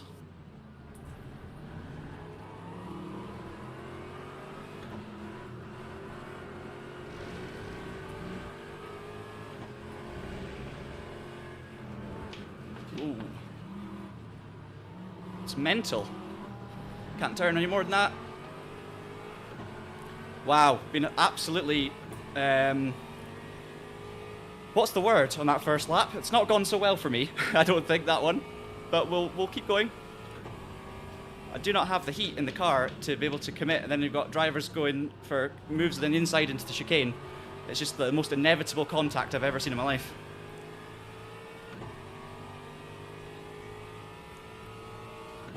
Lap 1. It could have been worse. You're absolutely right. It was mental. And I've got damage now. I'm just going to have to cope with it. 20-minute race. We'll just see what happens.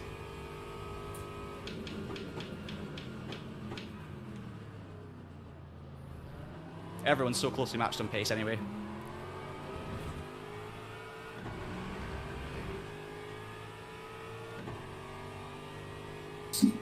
I'm going to step away to make lunch.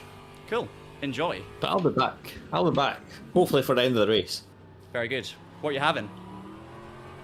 Oh, that's a good question. Some Aston Martin sandwich.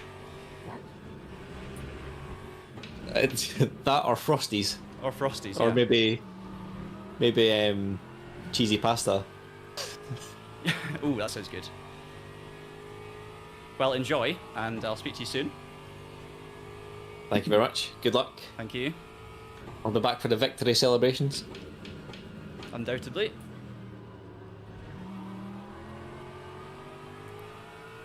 Right, tyres are coming in now, guys. We'll start just slowly edging down traction. We'll go 5.22. We're probably going to stick with that for the race, to be honest. Let's see if we can make some progress. P11 right now. So plenty of racing to be had. Don't think we're going to do anything on pace, but if we can just stick in it, let other people come to us and defend well, then, you know, we'll see what happens.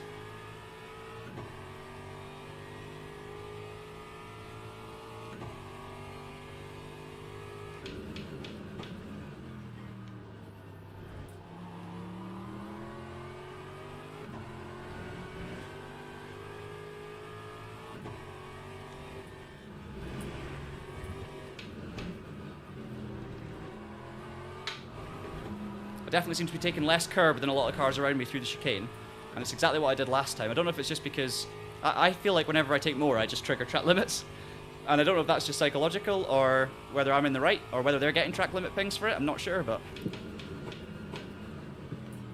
it just doesn't seem to. I'm not as confident to go that, you know, take that much liberty with the curbs, but obviously I haven't had the time really to learn exactly how much that I would normally want to take. 13.1 for the race leader.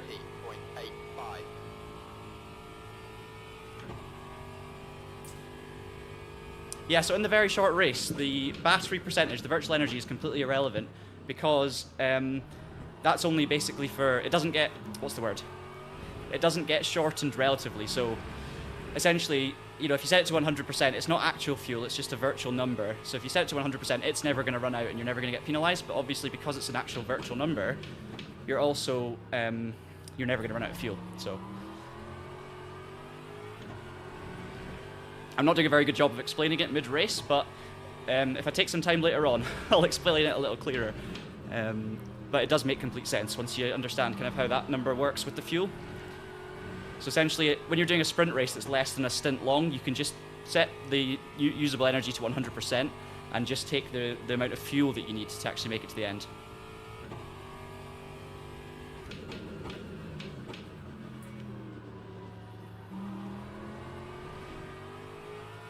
So we've dropped the Ford Mustang behind us, but we're 0.8 behind the Porsche, so kind of need the McLaren and the Porsche ahead of us to start battling soon.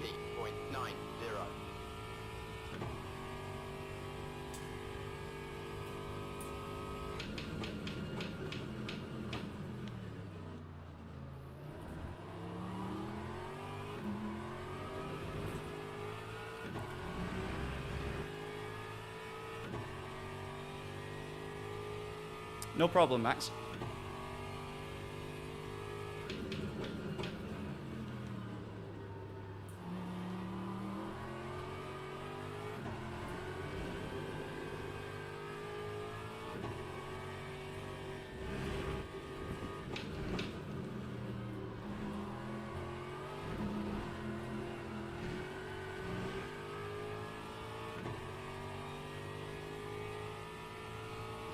The Aston really, in my opinion, does not sound as good as the Mustang with a similar style of engine, but obviously the way they deliver it's very, very different. The gear shifts sound incredible on the Mustang, but sorry, on the Aston, but the actual engine note is, for me, just it's not the one. It's still good. It's better than the McLaren, for example, but I would take the Mustang first for sure. Doing high 13s at the moment.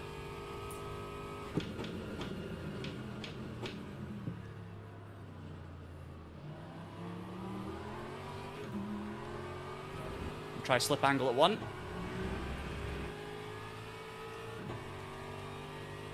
Just try and get more rotation on the car, really. Probably could go more rearwards with the brake bias, but not sure I want to risk that during the race without knowing where our limit is on that. Anything to give me more front end on this Aston is a help, really. Because as you can see, it just does not want to turn in.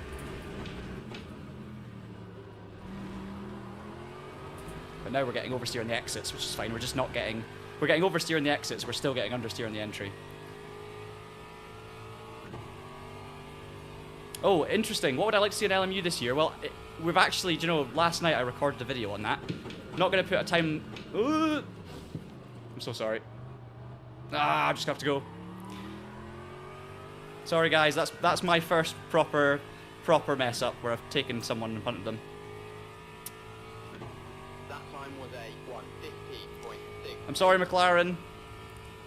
I'm just going to have to keep going, though. I was going to wait, but there's just no point. Don't gain any, no one gains from that. He doesn't gain from it either. Anyway, we will continue on. It happens. Yeah, I recorded a video last night that actually Ross had written as well. Basically about what we would like to see from LMU apart from the stuff we already know is coming. So that will be coming at some point to the channel, but as I say, I'm not going to put a timestamp on when, because I don't know exactly. It depends on what other things are happening.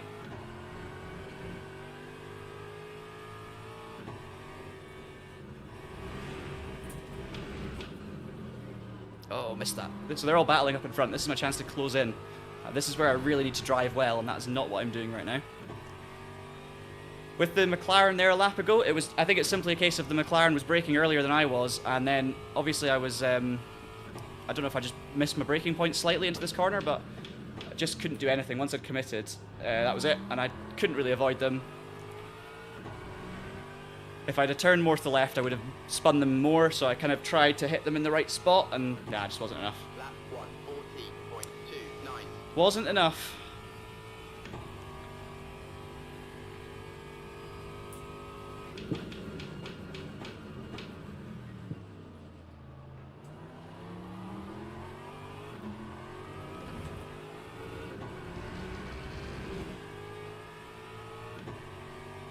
Right, 10th place. Yeah, IMSA license.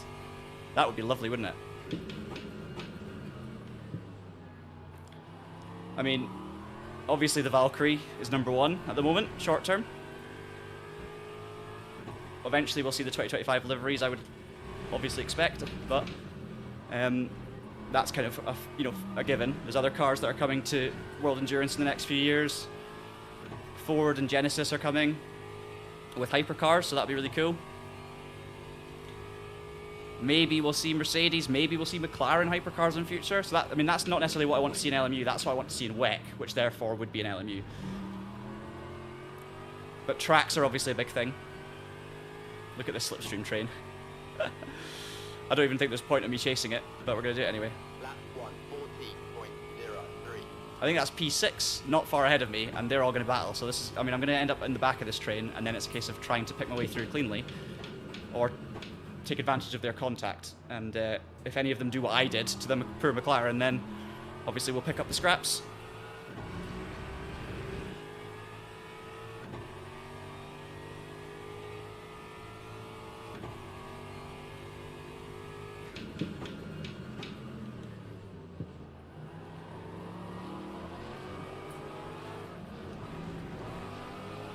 Let's get stuck in.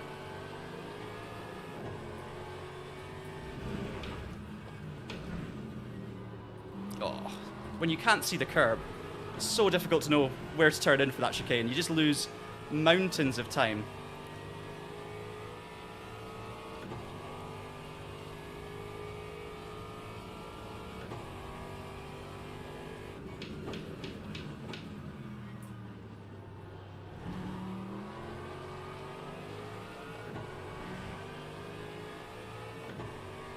It doesn't have a front end. Yeah, IMSA license would be cool because obviously, you know, there's the potential for more cars there, but more importantly, IMSA tracks. That would make a huge difference.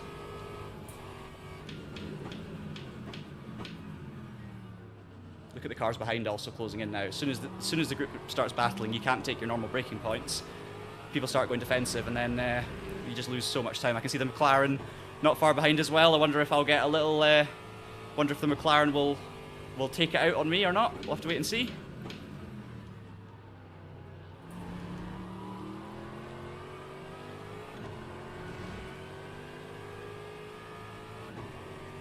I'm not sure if it's the same McLaren. I think it might be.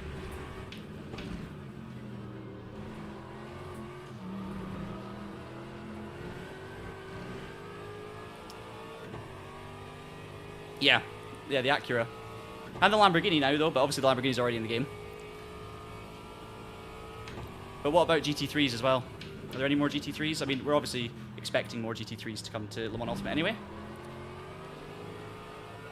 Can't think off the top of my head. But that's why it would be more about the tracks, really. There's so many really great tracks for them to go to. 140.41. 7 minutes to go on P10. Can't see my braking zone. Oh, okay. Interesting. Interesting choices from the Ford. I've got suspension damage now.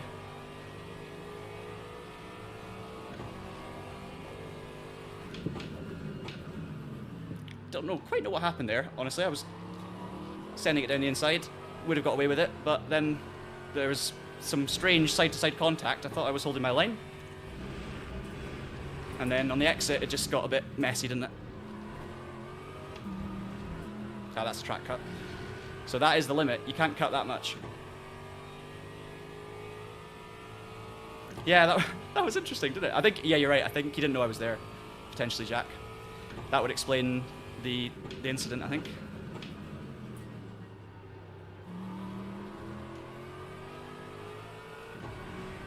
It's proper, like, elbows out touring car stuff, this. The car's obviously not straight anymore. But we've only got 6 minutes to go. It's been brutal. It's been absolutely brutal. From the moment the race started.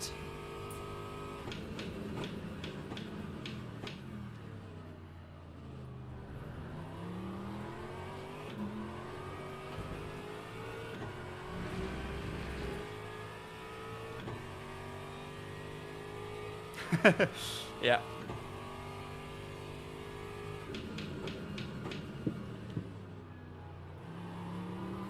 The Aston is really, really late on the brakes. That's one thing I learned from having a few goes. I tried the Aston, the Mustang, and the BMW for the endurance layout. But I wanted to go. That's another cut track. I wanted to go the Aston just because I hadn't raced it yet on LMU. And the one thing I noticed is the Aston was the latest. Well, actually, the Mustang was really good too, but the Aston was very, very late on the brakes, later than other cars. But obviously, it's also understeer. So it's understeer on the way in, it's okay in the way out, and it's very late on the brakes. That's how I would sum up the Aston. So not the best overall driving experience, but it's not a bad car. It means that in these racing situations, my braking point might be a little later, but then the Ford in front of me is obviously a Ford as well, so its braking points are pretty late. Oh no. I was getting nervous. Another demonstration. Once you commit to that braking point, there's nothing you can do about it. If you start getting closer to them, there's nothing you can do. You just got to either... Oh, there's a spinner up in front. You've got to just avoid them at all costs, really. Whether that's... Oh. Gonna focus. Oh, that's a lag issue.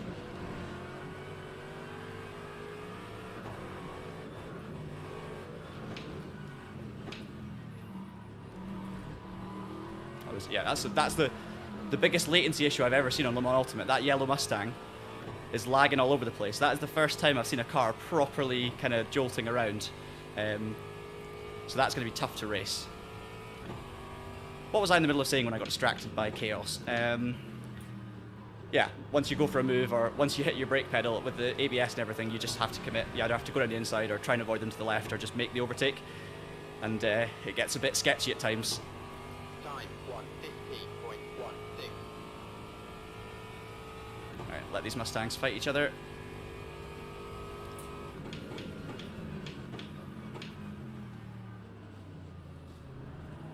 This could work for me.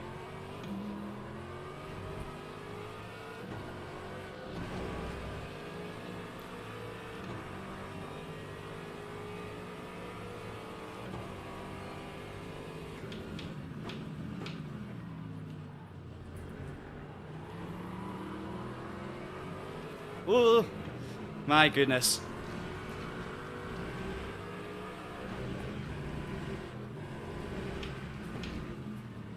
This is not going to work for me anymore. I was racing so much on the radar there.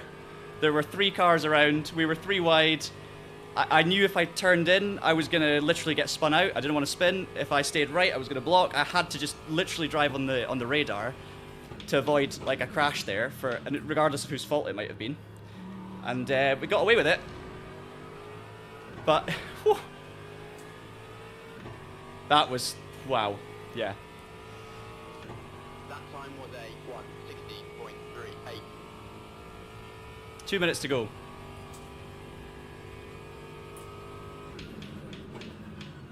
This BMW is very late on the brakes, but probably because it's been running in clean air for a while.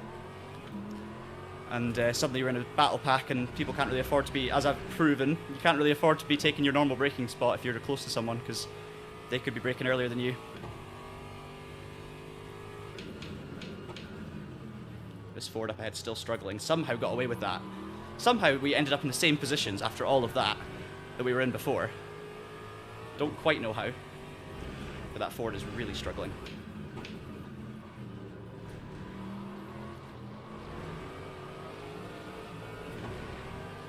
And if the car looks really twitchy, it might be because I'm running very low traction control settings.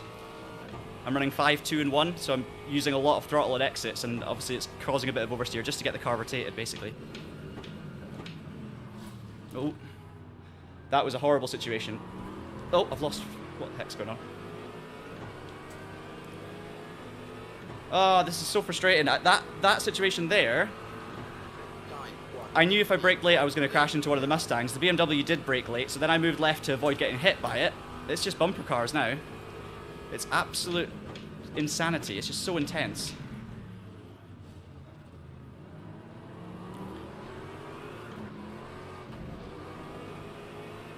Trying so hard to avoid incidents and try and just get out of it unscathed that you end up... It's all about just being in the right position at the right moment, and you could overtake these cars easily, or you could lose all the spots.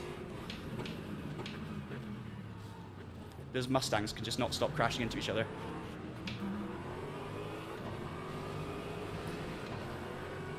Oh! Oh my... I played a blinder. I played an absolute blinder.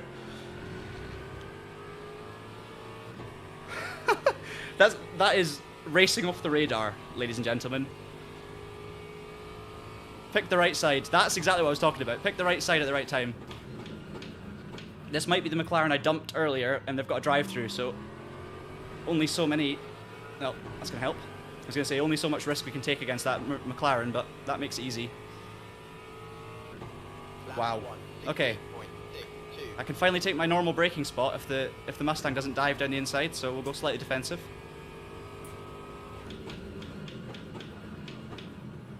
See, we can brake nice and late, still make the corner okay, when there's no one directly in front of us to crash into.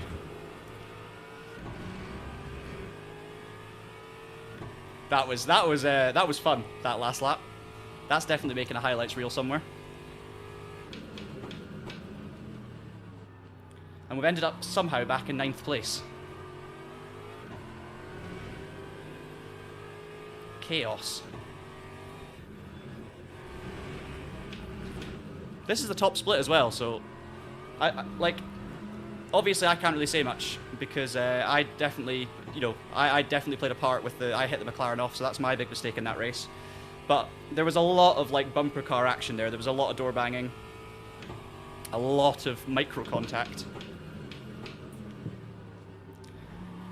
It was not clean, but we got through, and we got through in P9. Actually, is this car running out of fuel? Oh, they got us. I don't know if that was for position, if the car had run out of fuel. But anyway, P9.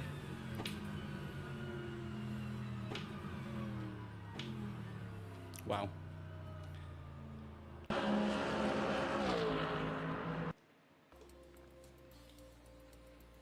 Intense. There's going to be a lot to unpack. What's the time? 35 past, so we've got 10 minutes till whatever race may or may not be next. I'll check in a minute. I'm not going to go through the whole replay and analyze it because I don't want to miss the next session. I just want to see some key moments. So I can see me dumping the McLaren off earlier.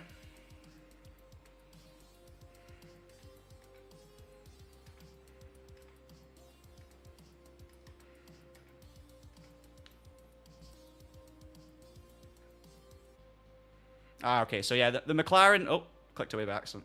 The McLaren kind of stacked up, didn't they? Let's see it. Before that.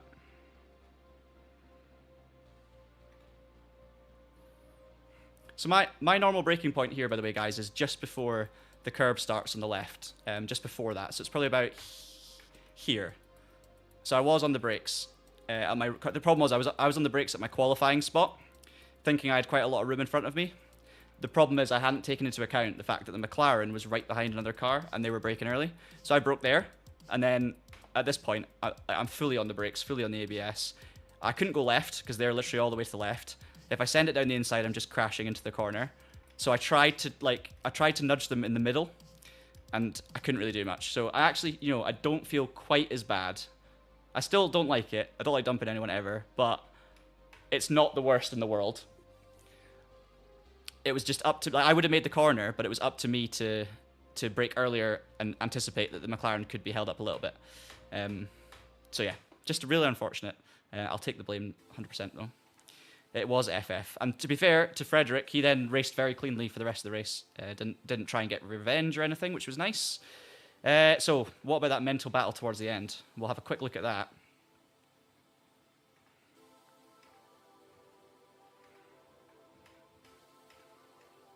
Was this the moment here? I think this was it, yeah. Okay, this is what I want to see.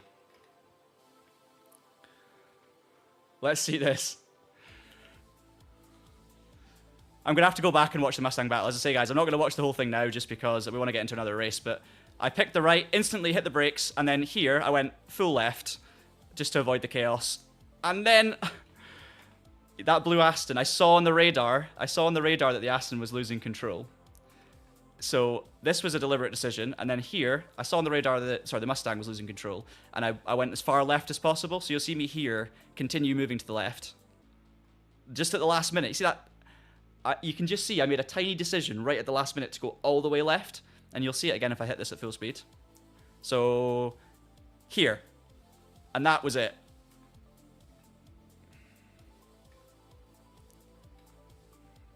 It was like, car coming, left lock, wow. Lucky. Anyway, that was great. Absolute chaos. In some ways not great, and in other ways, yeah, great. Don't want to see my safety rating, but we're going to. Hey, Justin's here. Hey, Justin, how are you getting on? Nice to see you. I literally finished where I qualified, and we lost 2% on the driver rank, which is not the best because obviously we're trying to get that to gold. But I did gain safety rank, which is completely the opposite to probably what should have happened there. But it's okay. This stream is not what I thought it was going to be in terms of getting to gold. It's literally turned into just, let's have some fun in daily races. But I'm not going to complain about that. In 2 minutes, we've got prototype fixed, but I think I'm going to look at what these races are. So here we go. The wet race at Interlagos. That is what I want to do. I want to do a wet race. And it's in 21 minutes. This is the race that we were going to do earlier, and then it kept crashing. Should we pick a different car now, though? We've done the Aston. Should we go the Mustang? Mustang in the wet?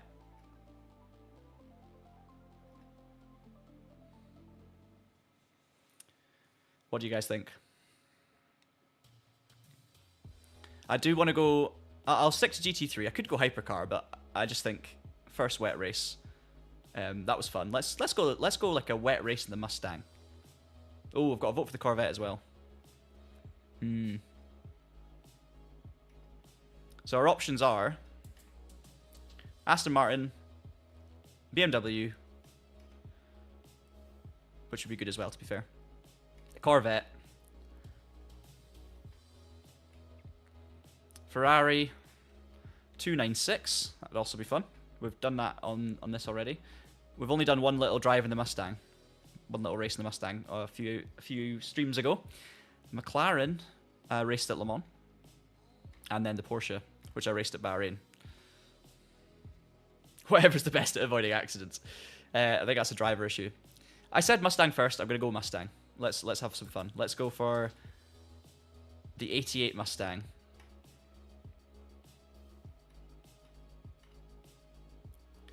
we'll get into a busy practice session and let's get back up to speed then. I actually was beginning to get comfortable in the wet with some assistance from my good friend Ross, who you heard in the chat, who's gone to eat some cheesy pasta.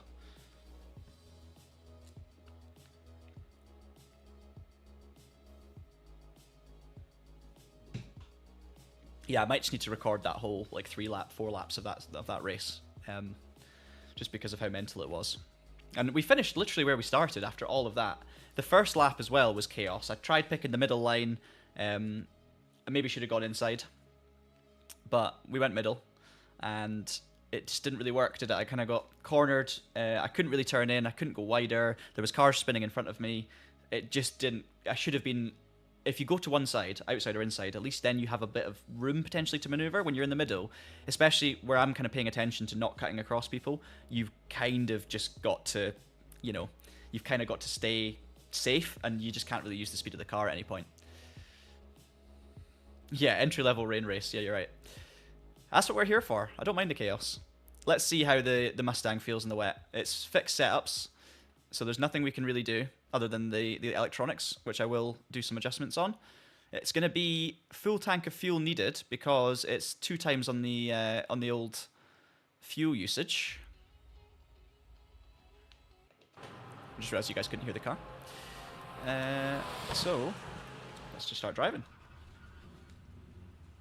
Oh, let's not start driving. Let's assign buttons for wipers.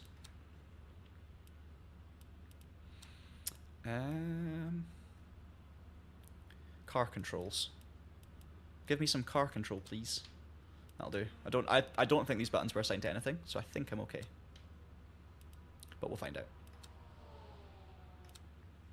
And then I actually think I should probably, instead of having, I've got brake bias assigned, I've got traction control assigned, and I've got motor map assigned because of the LM, because I've been driving hypercar.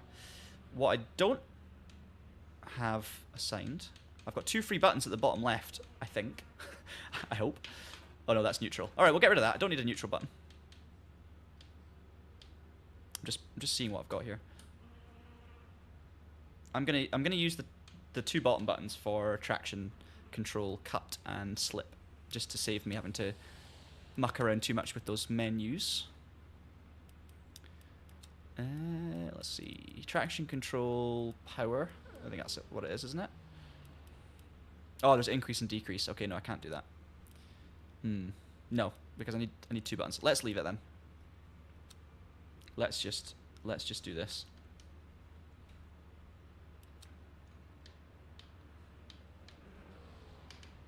Okay. We're gonna muck around with the menus. That's just how we're gonna do it.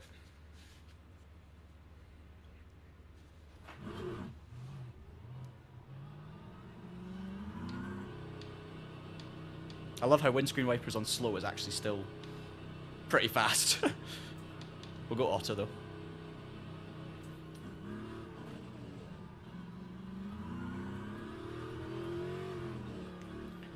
So I discovered in the Mustang earlier on, if you've just joined the stream, hello.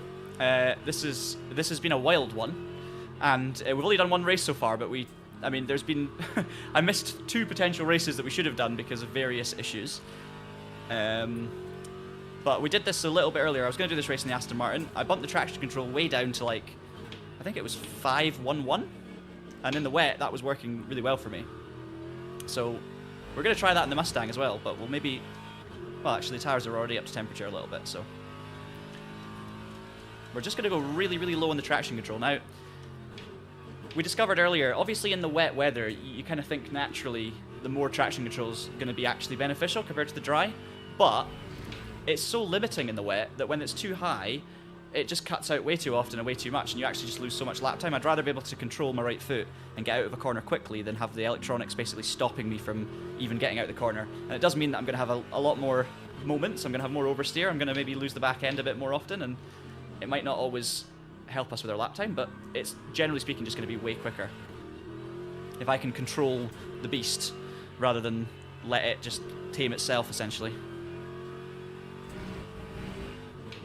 See standing water on the outside, so that's more than it was earlier, and you can see more puddles. So that's the dynamic weather that I was saying I wasn't seeing enough of earlier, suddenly appearing, and that's because the rain's coming down heavier, so that's great to see. And this will be our first ever wet race on Le Mans Ultimate. Yeah, there's going to be a lot of heavy foot. There's going to be a lot of that into T1, undoubtedly.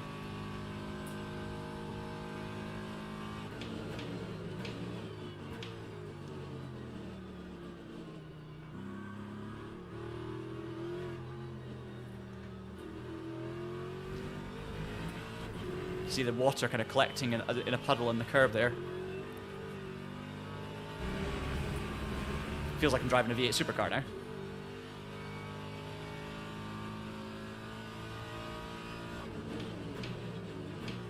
Sounds so good.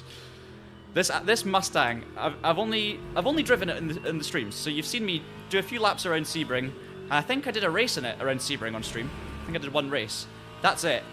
But every time I jump in it, it puts a smile on my face. I think it's because I feel like I'm entering a V8 supercar in the GT3 class. Like, it's the high seating position, it's the kind of long, flat bonnet, the sound, the engine, obviously, just in general, but I don't know, it just makes me happy. The Aston doesn't really make me happy when I drive it. It's just a bit, I don't know, frustrating. And I do love the Aston, don't get me wrong, I absolutely love the Aston as a car. But it doesn't have the same impact on me as this one does.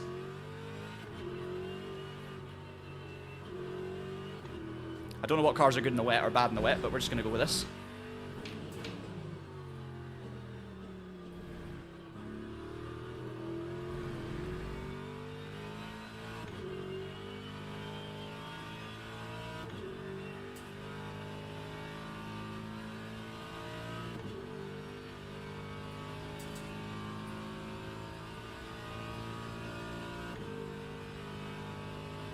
Time 150.30.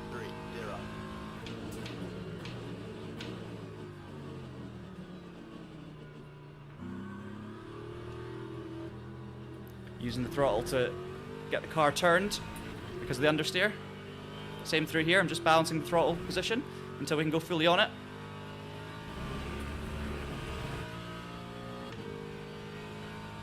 Do I run the dry line? Well, this is the thing, Mark. This is exactly what this race is all about, learning, because I have never raced in the wet on LMU. So I'm going to be finding that out for you live.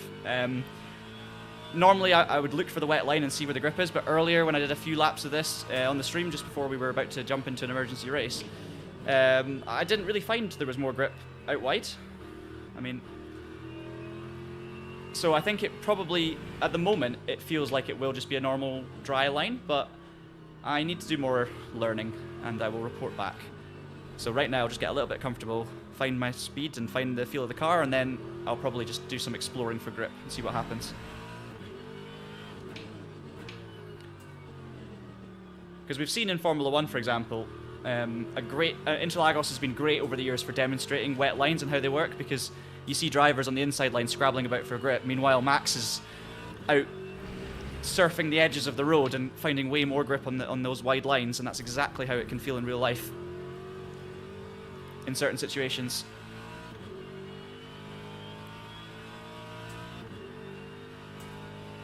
I don't know who's done a 137.3, but I'm guessing that was when the server was dry, because everyone else is miles off. Yeah, these traction control settings seem to be working well for me in the wet. But again, this is just based on very quick experimentation earlier, which you can go back and watch to see how we came to it. But basically, as I was moving the needle down, it just got faster and faster. So I might even try like 4, for example. Well, you know what? Just to see what happens, I'm gonna go to like 1-1-1, right? I'm not expecting to survive. I just want to see if it's more difficult or if actually we unlock something here. So I've now got all the traction control settings at 1.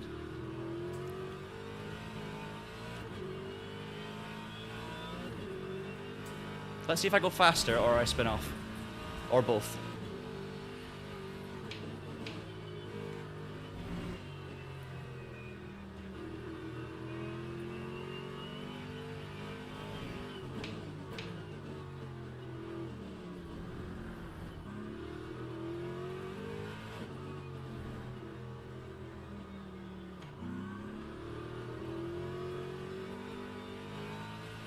Seems to be faster on the exits. But obviously I'm having to be careful.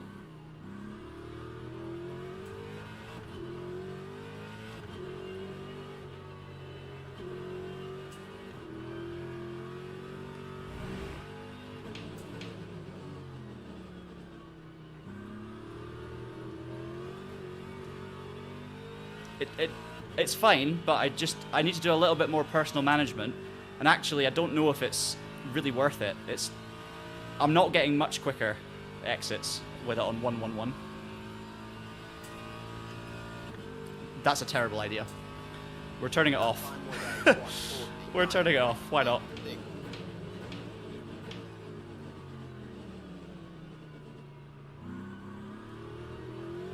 So now we've got nothing. We still have TC slip and power cut. Or, sorry, yeah, power cut and slip angle, yeah, that's correct. But see, this just feels unnecessary. Callum's in the server. I just realized Callum Cripps is in the server. That's great to see. Hopefully Callum does the next race.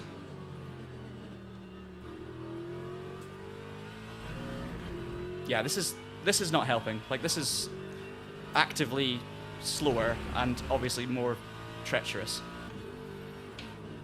So we're not going to bother with it on off. Maybe try 2.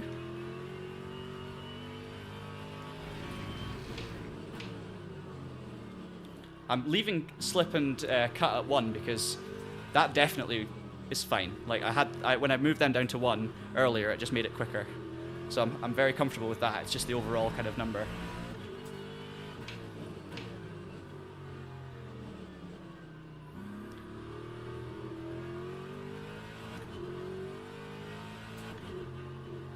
Still not really tried to experiment with wet lines just yet.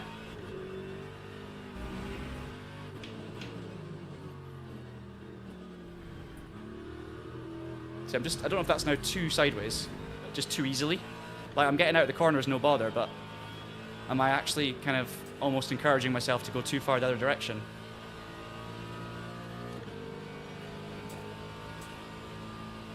Try and set a faster lap time. Lap 150.02.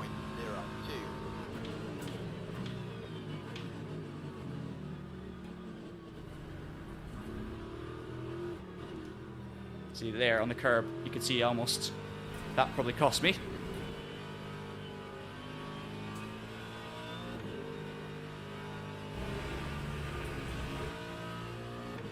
Kind of ignoring the lap times at the top left because we don't know when those laps were set and what the weather was like.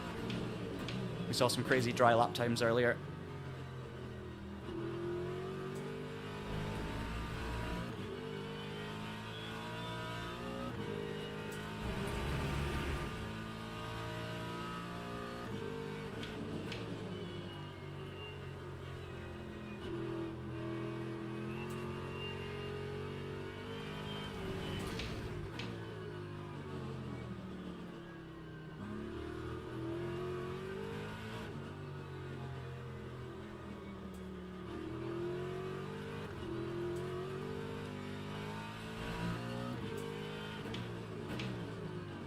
This seems quite a nice sweet spot. So this is 2-1-1. And I'm actually, I could be more aggressive and I'm choosing not to be, so I don't really need less traction control because I'm already not using all of it, if that makes sense. So it doesn't need to go any less. But it just gives me the power when I need it. So I think maybe 2-1-1 is the sweet spot at the moment. That's a hypercar coming through. Oh my goodness, that was brave. I know it looks like a Porsche. It is a hypercar that hasn't loaded in yet because there's no way a Porsche's doing that lap time. Or that speed, I should say. Lap 148.90. A little bit later on the brakes into T1. Should we try some wet lines? Just see what happens. So a famous one obviously is through turn 3 here. So I'm maybe not going to be able to take it, but we'll try. So out wide, just seeing if there's more grip. I mean, obviously there's no point doing that because we're absolutely fine on the inside. So that ignore that, completely irrelevant, trying to go outside there.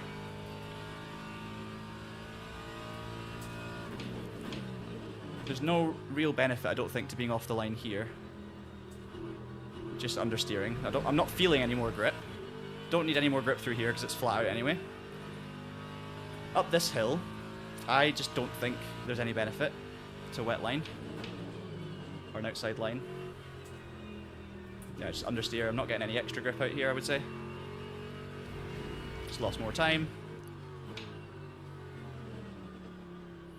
Obviously, I would never expect to instantly go quicker doing that without actually trialing it, but I'm just trying to gauge whether or not it seems like there's any potential, and honestly, it's not looking likely. I mean, I'm just hemorrhaging time by going wider lines here.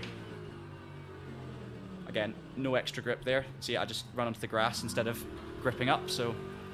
Doesn't look like wet lines are at least to a realistic level of benefit, but it is very, very wet, so when it's this wet, it actually can be wet enough to kind of override, I guess, the lack of grip on the racing line, but it's still gonna be bad. I am not playing on a triple screen setup. It's a single screen. So this is, yes. So what you can see is exactly what I can see, and it is fixed setup. Time 153.82. So I think that's gonna be too late on the brakes into T1. Just. Yeah, slightly, but it was okay. Gee, we're just so much better if we stick to the inside there. So yeah, I don't know if it's also because these GT3 cars, it's not too bad, the grip anyway, but I'm definitely not seeing a big advantage to going wide lines. Just to explain that, for those of you who maybe don't know about the kind of science behind the whole wet line discussion, basically, the racing line is rubbered up, so there's lots and lots of rubber from all of the tyres that are driving over it constantly in the dry weather. It just means that there's more rubber laid down on that dry racing line. When it rains, the loose rubber, which has obviously been discarded from the tyres and laid down onto the track, the rubber is actually full of, like, it's kind of full of oil that gets brought out by water. So when it rains on the racing line, it rains on the kind of the rubber that's down on the racing line. That rubber is essentially then, or oil is essentially pulled from it. So the racing line then becomes oily. The oil comes up through it, through the surface, through the rubber. And that's why, because the racing line has so much more rubber on it, that means that the racing line has a lot more oil on it, and when you mix water and oil together, it creates lack of traction, let's say. And that is why it's quicker in the wet in real life in lots of situations, not every situation, but quite a lot of different situations. It's quicker to actually drive just way off the racing line where there's not rubber laid down, and you'll find that there's no oil and the track is just much grippier, and I can promise you it works. It makes such a big difference, because I have had many a good wet weather results in real life because of wet lines, and it was all because I once watched a teammate of mine in the Mazda MX-5 Championship that I was fighting for the title in. He came in for a guest appearance. He was a champion from previous years, and it was wet at Brands Hatch qualifying, and I followed him for a few laps because he was flying. He was sitting on pole position, and I was like somewhere in the mire down in the top 5. I followed him for a few laps and saw that he was taking these ridiculous wide lines that were like around the outside of Paddock Hill Bend, all the way along the white line, basically like this, all the way along the white line, that close to it, right? And he just had all the speed, and he was sitting on pole by miles. So I was like, oh, I'm going to follow him and try exactly that. Just took a kind of brave pill and just sent it down the outside of all the corners. And I stuck it on pole, literally in the same session, just by copying what he was doing. So I give all of the credit for understanding the differences in the wet to a teammate of mine, Dave Chapman. And then since then, I've kind of, whenever it's wet, I know to explore for the grip, and I can kind of get an advantage from it, compared to people who are maybe less exploratory. But there we go. The real session is starting soon, so I'm going to pull into the pits. Yeah, the race is now. I think it's 3 o'clock, right? Everyone else is leaving. Is he back? I'm back. Excellent. Hello. What did you go for in the end? Cheesy pasta. You did go cheesy The pasta. healthy option. So, you know how we had Mike Bell in the last race, Ross? Yeah. I have a certain Callum Cripps in this one. Oh, nice. So that'll be fun. And Callum's Seems to be got quite higher. quick He's and got a higher clean. driver ranking than me because he's rated ahead of me here. Looks like it's going to be quite a competitive race then. Should be. It's going to be wet, 45 minutes, and I'm not the only Mustang, so that's a good sign. Callum's in the Porsche. Oh, there he is. He's in the chat. Callum, I think we're definitely going to be in the same race here because we're literally parked next to each other in terms of driver ranking. And the pressure's going to be on because I think we're going to be the top, what's it called? The highest rated. So we're basically going to lose driver ranking unless we do well here. When does the race start? Well, the session's just kicked off, so qualifying in 5 minutes, and then the race in 15, I guess. Nice. And I've discovered that the best traction control settings, Ross, after all that earlier, is 2-1-1. Ah. Yeah, it does feel like if you go lower on the other two settings, and it's like it gives you a bit of time. Yeah. Feels like the main traction control settings one you really need to like tune to your kind of needs. Yeah, exactly. Yeah, you pick a good slip and what's the other one called? Can't even remember right now. Power cut. Power cut. You pick the correct power cut and slip, and then the main number you can adjust if you need a little more or less. I did try it on 1 and 0, and I think that 1 is okay, but I just don't think it helps, if that makes sense. It doesn't seem to make you better. Whereas zero is just too much. It just doesn't. There's no advantage. Whereas 2 feels like it definitely makes you quicker, but you still don't use all of it, if that makes sense. Like it feels like you're still leaving some on the table, which is perfect. So there's no point going any lower. Yeah, I think there'll be like exploits for that kind of setup. To be honest, like where you use minimum traction control and you can tailor the setup to kind of make the most of that. Yeah. Because it seems very powerful. Let's get some fuel calculations then. We've only got 3.5 minutes, but... Am I on slicks? Yeah. Of course I am. Of course I am. I need to remember that for the race. Someone asked, Sultan Baba asked, why I wasn't driving the Aston Martin, or why I've switched. Basically, I was going to race the Aston earlier. Long story, but I've not raced the Aston Martin yet in this game, and that was why I went for it originally. But then the game crashed, so we missed the race. So I did the other race in the Aston instead. And because of that, why am I not? Where's the? Oh, it's here, isn't it? Because of that, I am basically selecting a different car, just so I'm not always in the Aston. Couldn't find the main page to change my tires, but there we go. Yeah, I think I might have to leave you to test that other thing that I can't mention on-stream. Good. That you already know about. Good call. Oh. Almost had a crash at pit lane.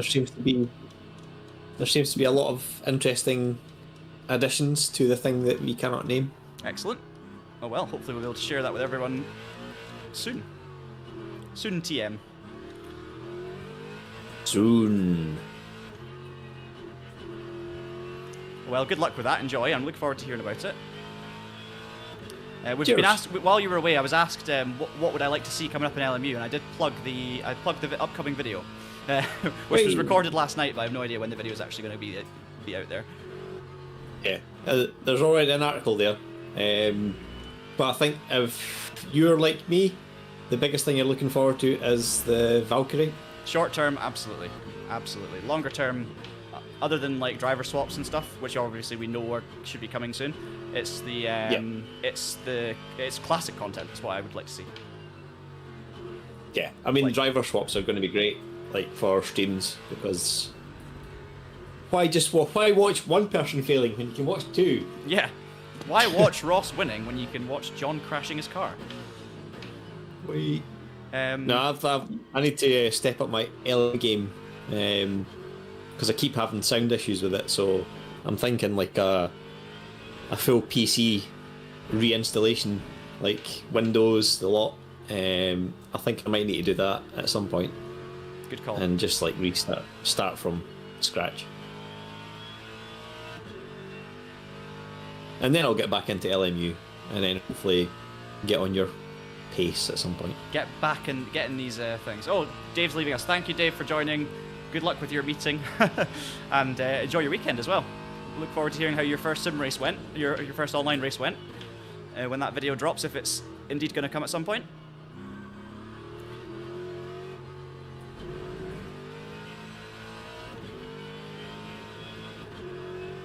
So yeah, good luck, and I expect a P1. Cheers, Ross. Have fun, and look forward to catching up with you later. Cool. Catch you later. See ya.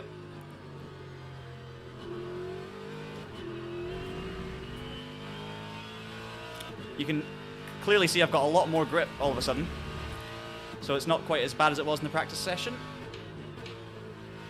Fuel usage under 5 litres a lap. Obviously that's the first lap out, so it's going to be probably more than 5 litres. 45-minute race, but with a ×2 modifier on the fuel usage, so we're... Oh, that's the end of practice. So we will need to make a pit stop and refuel during this one. 6.6 laps of fuel. Yeah, that should be okay. I'd like to think. Oh, it's gone down. Hang on. There we go. That should be enough. 32 litres because it's burning at double the rate, remember. 10 minutes of quali. So that should hopefully be okay. Maybe. Thanks, Jay. Really appreciate you tuning in. I just want to make sure I've got enough fuel for this quali session. I don't want to be running low towards the end, you know. 38 litres. We'll go with that. We just need to get out there on track and be out there for as long as possible. Are we on the right tyres? No. Wets, please.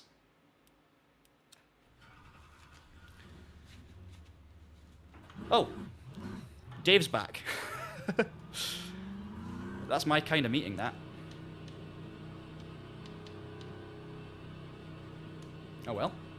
You'll be able to witness our expedition in the wet weather. Let's get out on circuit and get this qualifying run underway. Noticing no game crashes, so it must have been specific to the session we were in earlier that we kept crashing. Because it's absolutely fine now.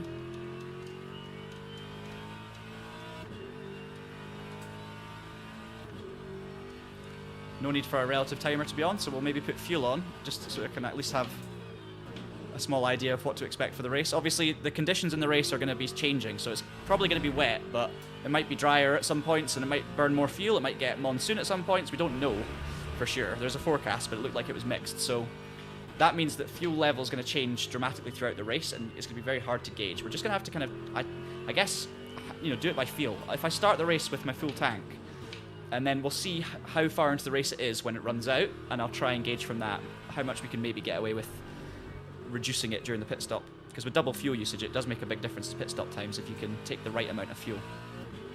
And obviously, because it's wet, we're going to be burning less than usual, so we're definitely not going to need 2 full tanks.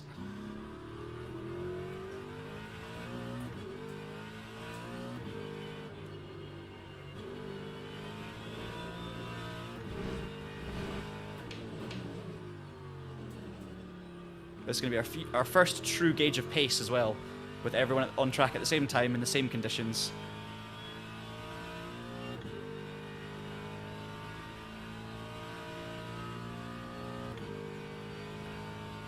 Oh, amazing, Dave! Nice to hear.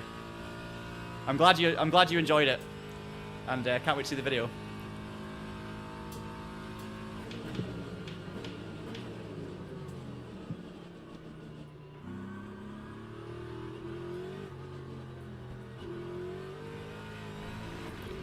As I said earlier, if you were watching the stream when we first tried this combo before the race that didn't work, I am actually enjoying the driving in the wet on LMU so far.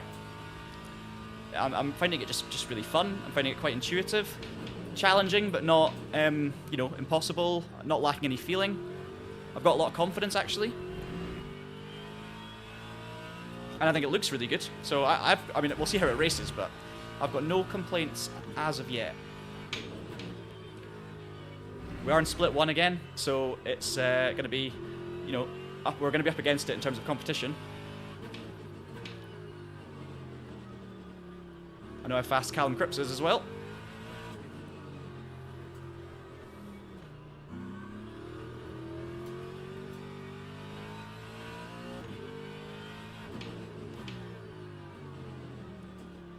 And obviously it's multi-class too, so we're going to be up against hypercars.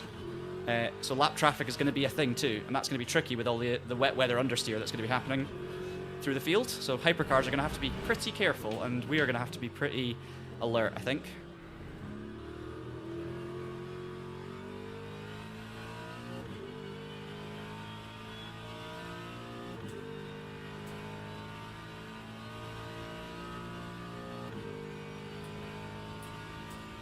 Right, Porsche's put it on pole, 1:43.9. We're not going to be quite close to that. 1:45 on the first lap, but it's not horrendous.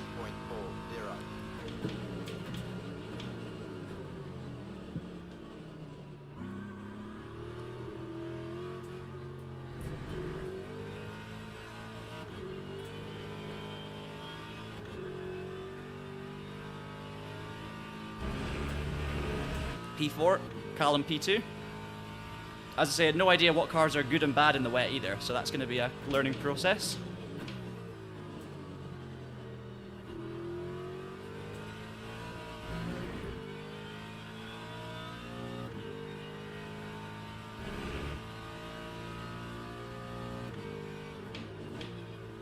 Braking too early into there.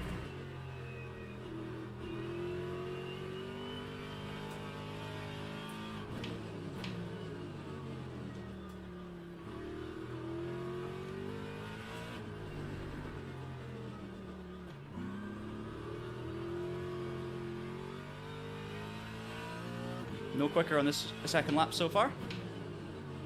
Just trying a few different things to see what sticks.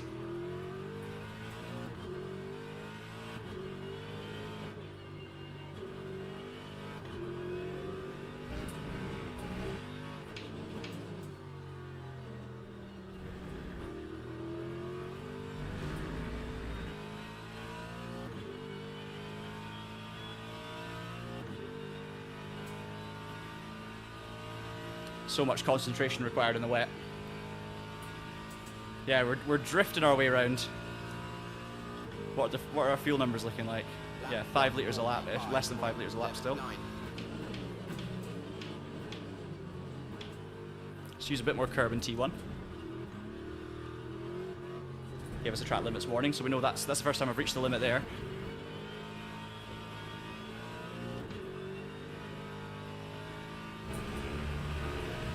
But we're 1.4 off the pace, so we're a long way from where we need to be. I don't feel like that pace is there at the moment.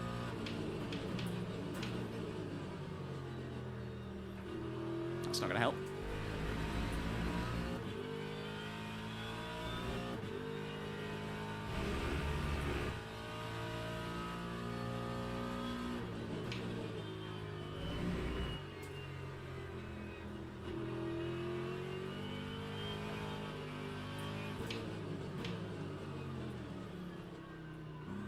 Callum, if you're listening while qualifying, if you could just tow me along, or tell me how to do a 1 minute 43 or 1 minute 44.1, that would be fantastic.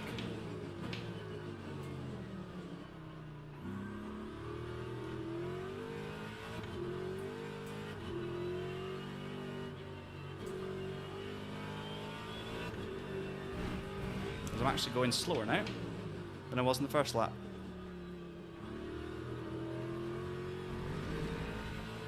But that is top split for you. I mean, if I finish 4th in qualifying in top split in my first wet race, I mean, I'm not going to complain too much. I'm really, really close to 3rd. It's just those Porsches out in front. Just those Porsches.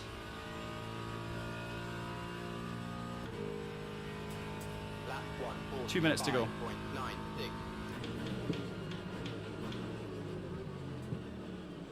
5.96. 45-minute race coming up, double fuel usage, so 1 stop in the middle. Wet/mixed conditions.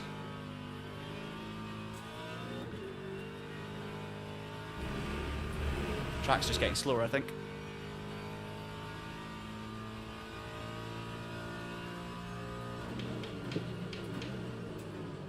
Oh yeah, braking point's getting later. Should be getting earlier.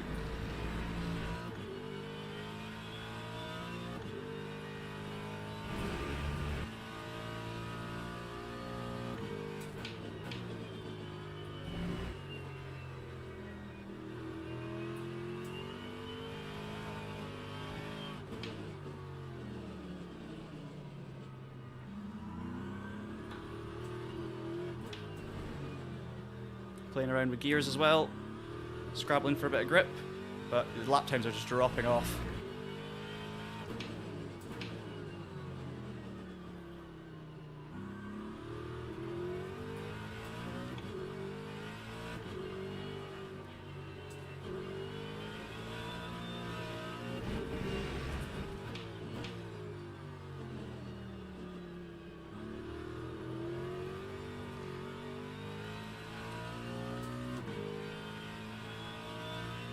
Gonna get one more lap in, but just for practice really, because I think it looks like we're gonna get 4th. Honestly, I'll take 4th. I'll take 4th. Just experimenting to see if the rubber lines are more slippy than the rest, and so far from my limited experimenting, as this is my first wet race, in practice it didn't feel like off the racing line was really any more grippy, or if it was, it wasn't enough to make it justifiable in these GT3 cars around Interlagos.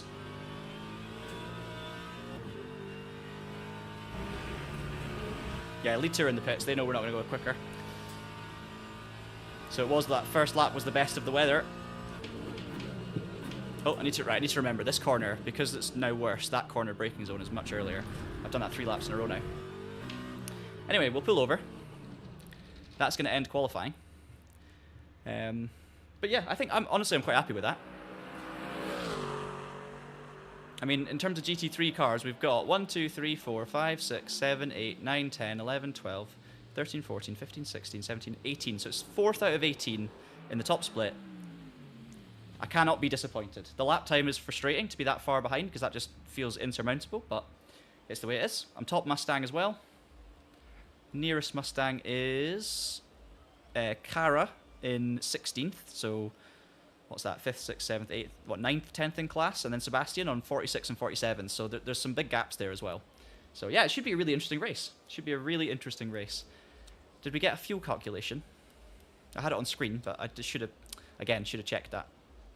We're obviously going to take a full tank. Looks like 50% is roughly 9 laps. And then how many percent per lap of fuel? I mean, this is all rough estimation. So 78 is 14 laps. 84. So it's about 6% per lap. Ish. All right.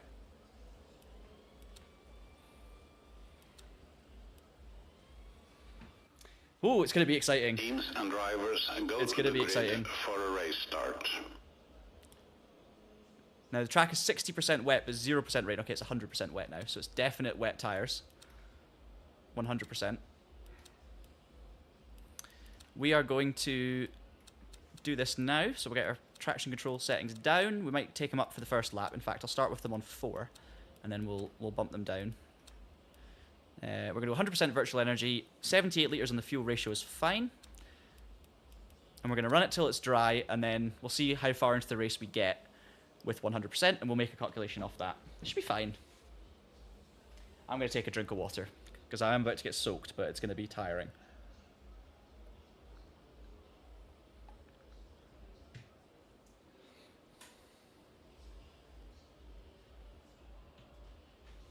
Get your predictions in. Will I have a cleaner race this time around? Am I going to be smashing... am I going to be hammering a McLaren off the circuit? Hopefully not. Hopefully it's a bit better. And we can get some of that driver ranking back. 'Cause so far today, despite me being prepared for 2 other races that I ended up not doing, that I think I could have done quite well in, I did that chaotic race at Bahrain Outer, lost driver ranking. So we've actually regressed during this stream in terms of reaching our goal. And that's what happens. But it would be great if I could get a good result here. If I finish top 4 in class, I should gain on the ranking. Good luck, Callum. Let me know how to drive in the wet, please. Jump in a Discord server that you don't have access to and tell me. Turn 1 chaos, you and Callum both die. Excellent. I promise I won't. I promise I won't try and load you, Callum. I can't say I promise I won't. Is it you that's... Oh, it's you that's right in front of me. Okay. So that's Callum in the white Porsche. Callum, you're fine. You've got like, what, a second a lap over me or something? You're going to be absolutely fine. Formation lap has started. I'm not going to be making any heroics into turn 1 because of the conditions, and I think the pace, because it's wet, the gaps are bigger in pace between different cars, And I think that's good for us because we're near the front. So it just means that even though I can't really chase the leaders probably, it does hopefully mean that if I keep it clean and lose a few spots, obviously I hope I don't, then I'll still be okay because I've got the pace to get back. So it's one of those things where I'd rather, this race, to get a good result, I'd rather play it a little bit cool at the start, if that makes any sense. And obviously traffic's going to come into this, pit stops are going to come into us. Let's see what happens. Green flag. Oh, Green flag. I double pressed the pit limiter. I turned it off and immediately straight back on. I'm sticking really far to the inside so I can see.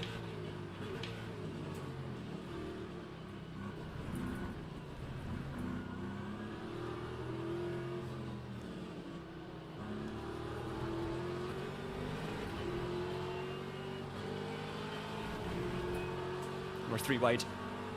Contact between the other 2. Oh, that was close. Very close. Callum's leading.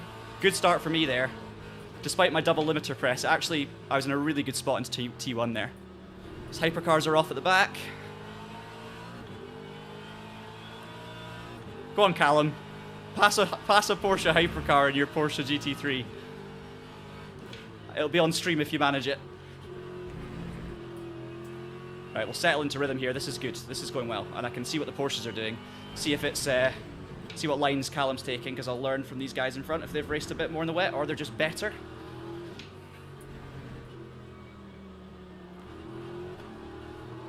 Start to turn down my traction control a little. But yeah, you can see no one really is taking crazy lines. Fairly standard stuff from the 2 Porsches. Here are my qualifying reference points. They're also sticking to the inside there, maybe using more curb than I was, which is funny, because naturally you just wouldn't think you'd have to.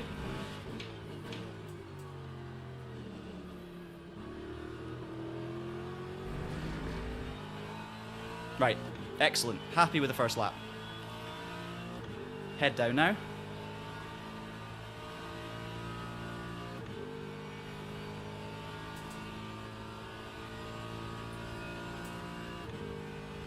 See how long I can stick with these 2.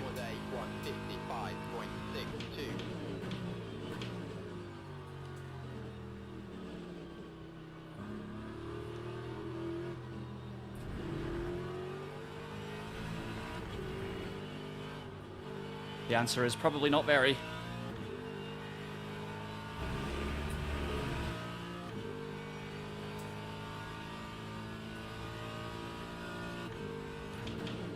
I remembered to brake earlier.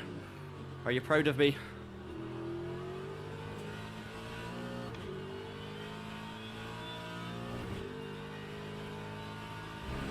It's very, very wet right now. Don't think it's actually raining very heavily. I think it's just very wet surface. Most of the spray is from the car in front of me.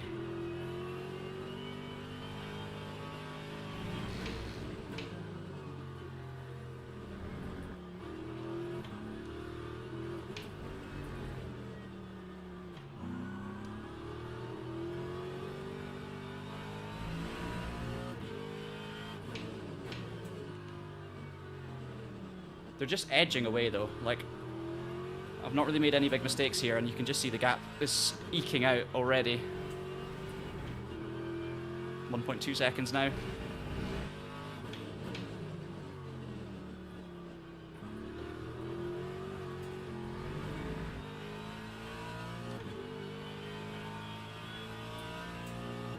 think I've got my TC 311 at the moment, rather than 211, but I just...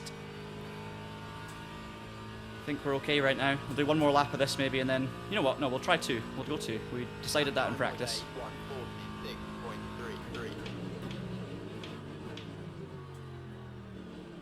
It's getting very dark. Gonna start raining again. A bit heavier.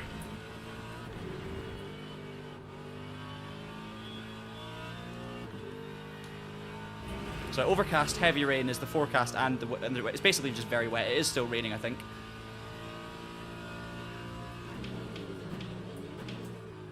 Got a hypercar coming up behind me, so need to keep one eye on the mirror.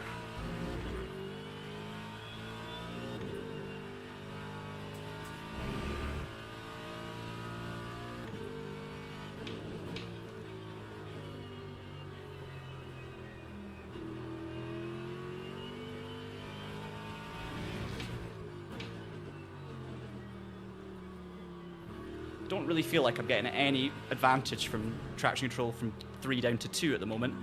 I just think it's slightly increasing our risk level, but it's not really giving me any extra confidence or pace or performance on exit, which is the whole point. So I think 3, because it's so wet, I think 3 is absolutely fine. So we're going to go back to 3. Hypercars flashing me to make me aware that they're there, which is totally fair. They'll get me on this straight though.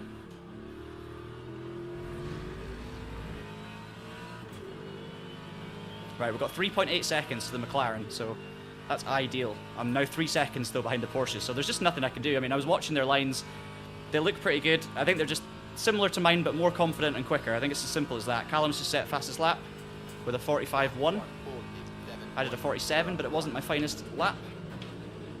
Obviously, you know, mistakes can still come into this later on, so I'm not too worried. But there's nothing I can do about those Porsches.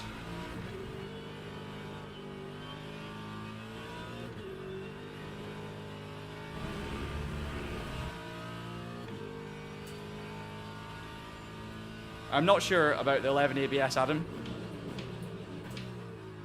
I can go lower, but I don't really know if it's gonna... It feels fine, to be honest. It feels okay. In the wet especially, I would have thought it's probably not a bad idea.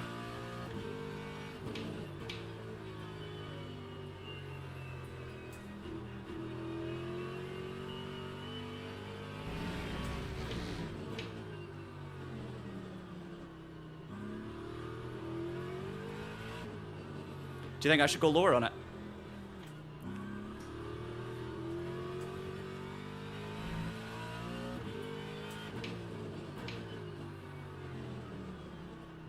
This is the worst condition. I mean, I just saw a lightning strike. So this is as wet as it gets, I think. Fairly certain that's what I just saw. And also the track is just absolutely sodden. There's no grip. It's pretty even spread of grip, but just very low in overall quality.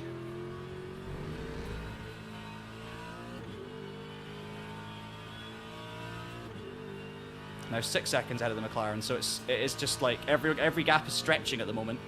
Just got to watch for that Porsche in 5th place. If they get past the McLaren, maybe they'll have more pace. I'm seeing more lightning flashes. That time was a 1:47.44.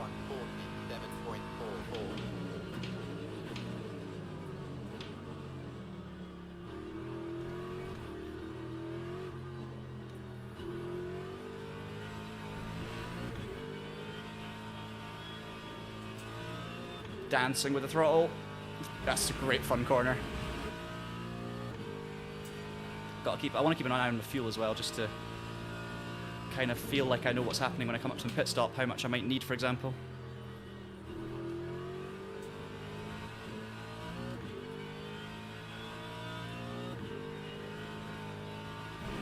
Not using barely anything right now.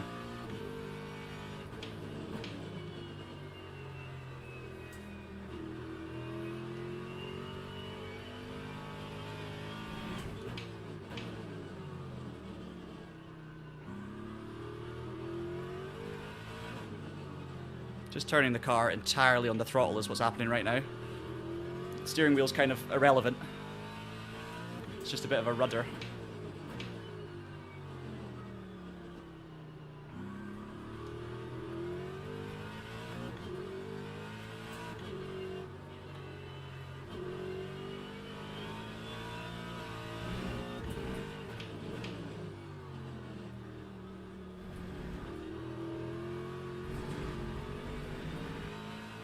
Lap times are getting progressively slower for everyone, I think. Ah, the Porsche's now behind me, so the McLaren's gone off. So it's now Philippe in 4th. Obviously, we're going to have hypercar traffic coming up soon, guys. Lap 1:48.10. I picked a bad time to try and read comments there. Should probably just wait till I'm actually on the straight rather than doing it into a braking zone. See, Adam, you're giving me some suggestions.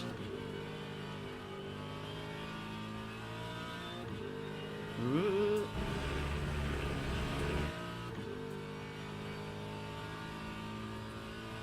Yeah, I think I could probably get... That's what I kind of thought. I thought lower ABS was probably going to be better, but in the wet I was happy to play it a little safe. If it's not locking up though, because I'm clearly not chancing it with lockups. I'm also not necessarily full on the brake pedal, to be quite honest with you, even though I probably could be. So I could try lowering the ABS just to see.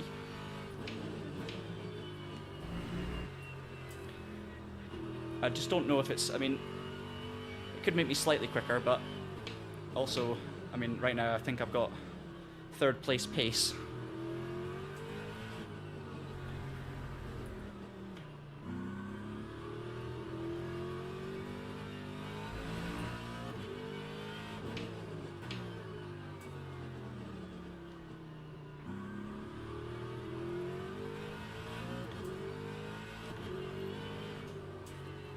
Corner's the trickiest one, I think, in the wet. It's just really unpleasant understeer all the way through.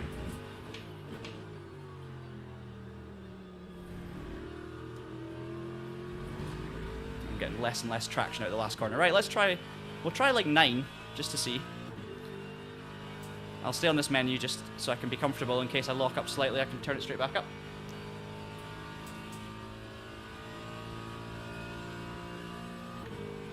Obviously I can send the brake bias rearwards a little bit as well, which will help. The front is definitely reluctant to turn, but that's also obviously condition dependent as well, but maybe compared to the Porsches.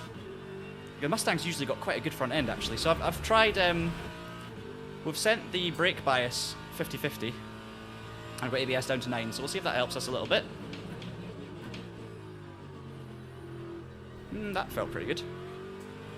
Very hard to compare lap times because the lap time we're comparing it against is earlier when it was a bit drier, because everyone's going a second slower now than they were earlier on, I think.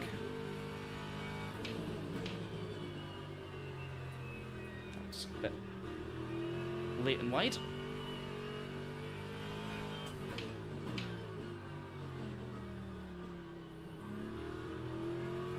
I don't think this is going to cause us any harm though, lowering the ABS slightly and putting the brake bias rearwards, because as long as I'm not like losing control, which I feel very comfortable at the moment, famous last words, then there's no harm in trying to give us a bit more front end on turning.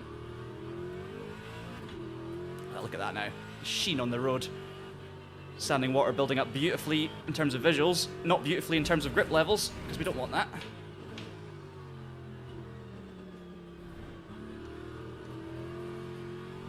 That was better. I'm closer to Callum in the lead than I am to Philippe in P4. So that's encouraging. I'm afraid I don't know his their first name. Lap 147.72. Right. Now that little red light there was indicating ABS usage, I'm pretty sure, so that felt fine. So let's, yeah, I think we're comfortable with 9. Comfortable with the brake bias 50-50 as well.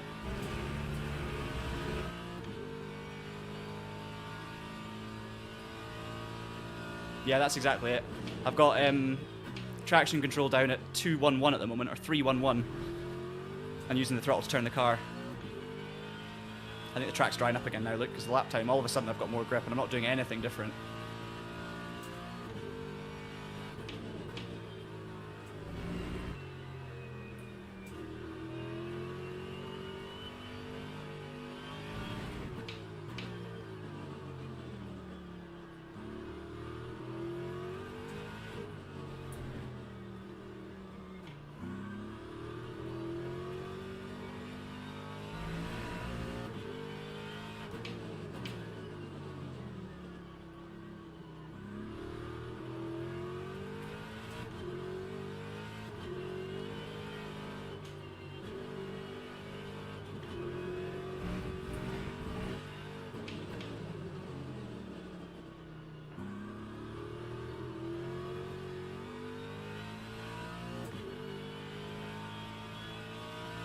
Okay, almost a quarter into the race.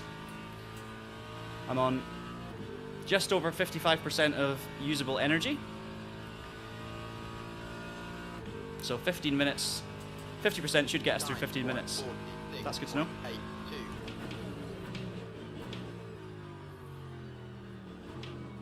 I don't really want to be taking any major risks at the pit stop either, so I'll probably be playing it a little safe on the fuel numbers again.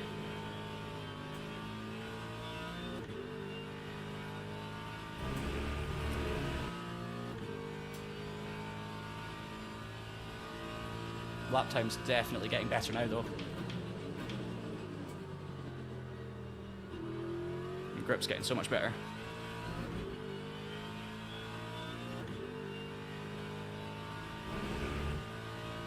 Yeah, 15 minutes of racing, 50% fuel ratio, or 50% usable energy. That's good to know. So we should get through till about the 30-minute mark in the race with 15 minutes to go and be able to put in just over half a tank.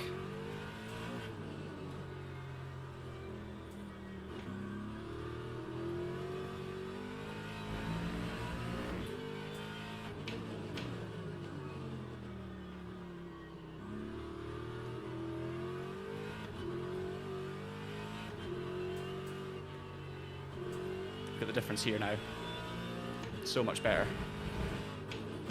It must be so strange watching a race like this, and you're seeing that, you know, the differences in terms of when I can put the power on and the lap time changes that it brings. And obviously, visually speaking, you don't see that much difference, and it just, like, it's very hard to explain, but you can just feel it straight away. I mean, Callum's done a 44.9. You just instantly get this, you know, ability to get the power down, and it's just there. You just have to sense it at the right moment and trust it. Such a good feeling, though, when the grip starts coming towards you, and you go, oh, I'm going quick here, and then you realize everyone else around you's got exactly the same situation, and you go, ah, okay, doesn't change much then.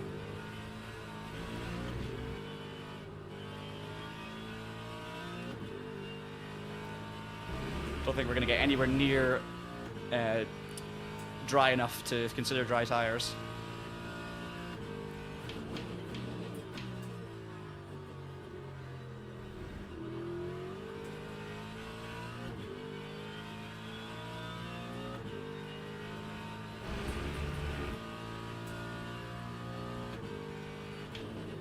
Dan, I've definitely not matched my fuel ratio and fuel because it's literally just the absolute default.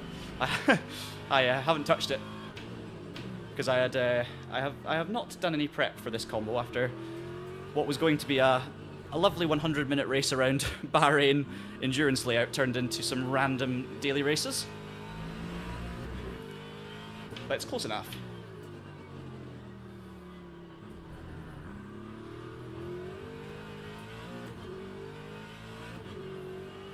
I don't know if I just need to put a little bit more fuel in relative to the energy, you know, in the pit stop. That's what I've got to be careful of.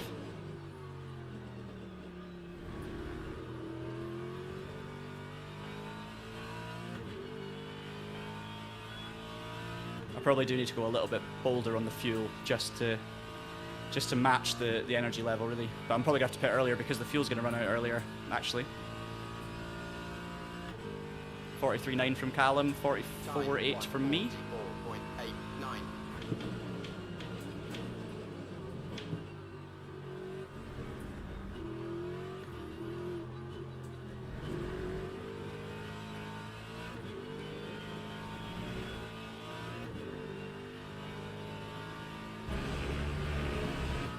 Around about 6% of virtual energy per lap, I would say. Yeah.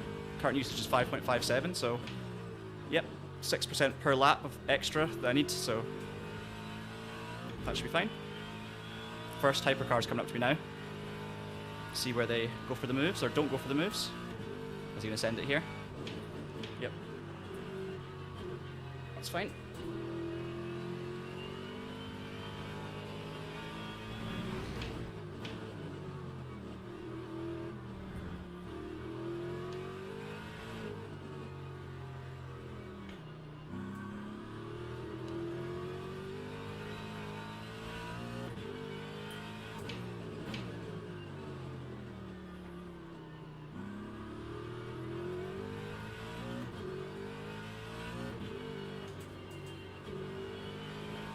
Have to do some quick calculations here for fuel and energy, which is always not fun when you're in the middle of a race.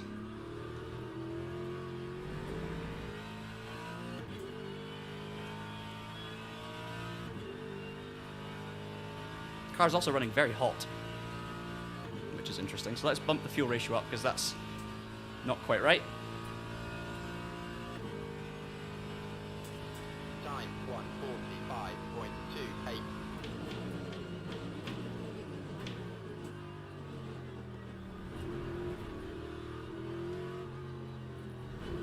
It's a bad lap from me.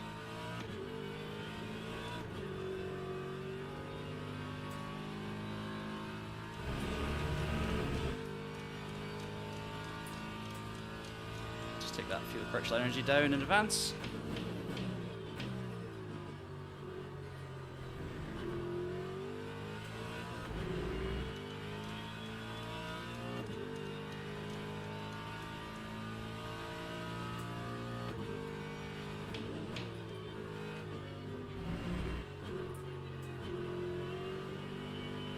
Just if you're feeling a bit of understeer, just give it a boot full of throttle and the rear will come around and you'll get the perfect line. It's just a really... Can't emphasize to you enough, if you're new to wet weather racing and all this, especially LMU as well, and you're just wondering why you're understeering everywhere, and it's just remembering to use that throttle to get you around the corners and don't rely on the steering wheel so much. It seems counterintuitive to dump the throttle to actually have more grip, but that's just how physics work with rear-wheel drive cars. See which way the Cadillac's going to go outside.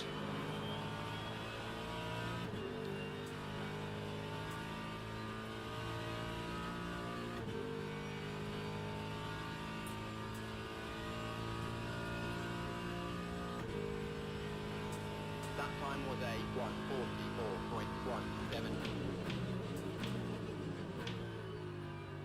The leaders in Hypercar's got a big lead because that's P2 only just come through now.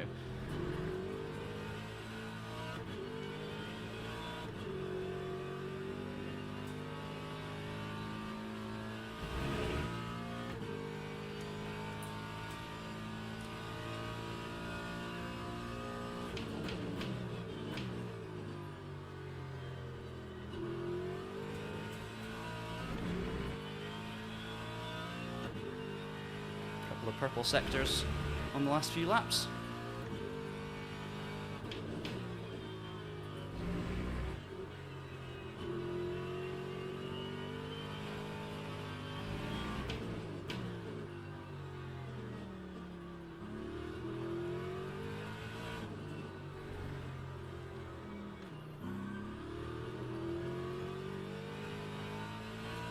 Hey Tom, how's it going? I've not had a chance to read the chat recently because I've been picking my way through these changing conditions, but I will have a look on the non-straight pit straight, which is always a bad idea. But I'll do it anyway. Okay, let's focus because that's bad. Didn't really lose anything, thankfully. Oh, Dave Cam's here. Hey, Dave. Yeah, this is fun. This is fun. This is my first ever wet race in LMU, and I am thoroughly enjoying myself. As I almost am doing it on LMU apparently, but this is good. I've not really raced anyone yet. That's the only problem really. It's been very much like a faster than P4, slower than P1 and P2, and I've just been kind of cruising around in the Mustang. But it's been really nice to just feel the the grip levels changing and play around with traction control, things like that.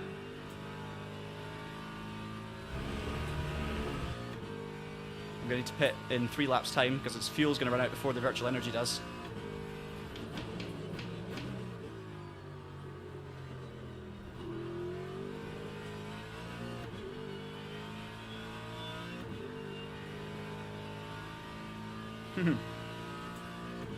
Yeah, hypercars in the wet though, Chad, are very, very difficult. So I'm with you, like it could be very sketchy sometimes, especially when you're in a GT3, but I mean, it's so difficult. The hypercars are tricky in the dry, so I can't imagine what they're like in the wet.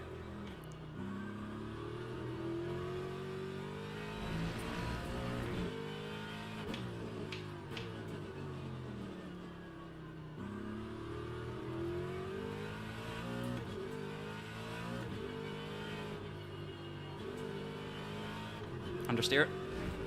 I've been getting away with that. I've been running wide every time, but it's never been gaining me any time, so I've not actually been getting any like off tracks for it, which has been great. Hey, I'm glad you're enjoying, Dave. Sorry there's not been any good battles. I mean, I think we got our fair share of ridiculous battles in the last race, but this has been very much like a concentration focus race.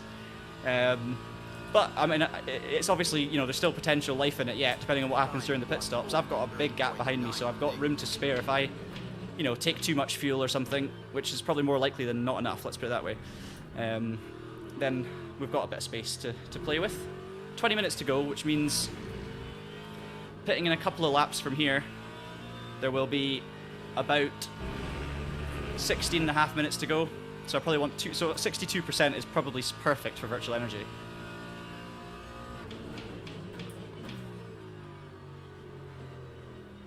Because we'll be pitting before the 15-minute mark.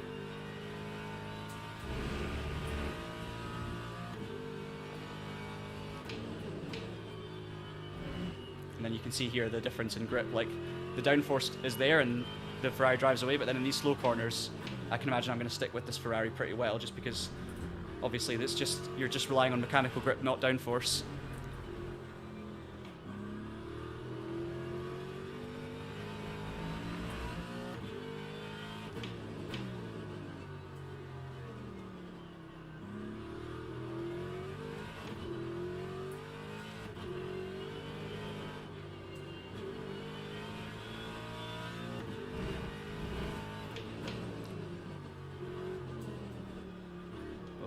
Bad. Oops. Stay wide for this Peugeot.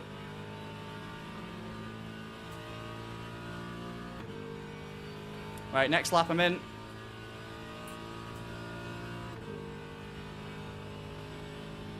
Should I take an extra lap of virtual energy just to be safe, or do you think we're okay?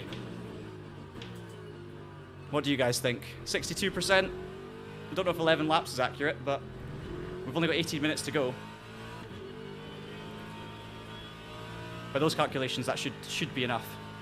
And basically, my thinking was, if 50% gets me 15 minutes, then 62% should get me 2 laps beyond 15.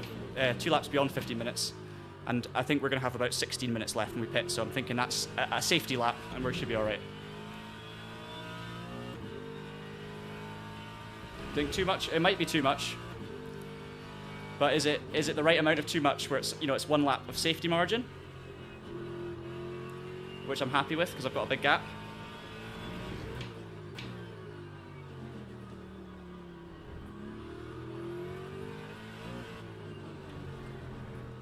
It's the right amount of too much. Perfect. I appreciate that.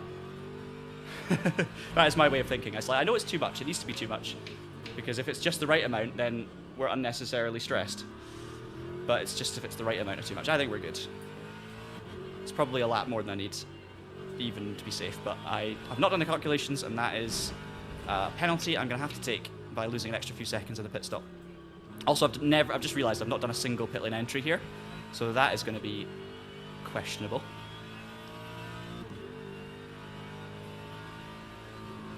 I don't know where the pit lane limiter starts, so I'm going to have to play it safe here.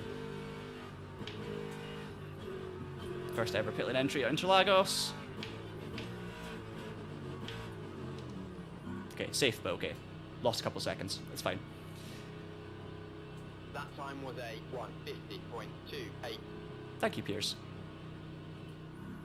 Right, I was about to take a lap of fuel out, and I panicked and didn't. It's okay. 20 seconds is fine. Quick drink of water.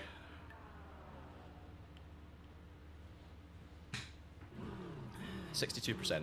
Again, I think we'll have about between 6 and 12 left at the end of the race. That's a guess.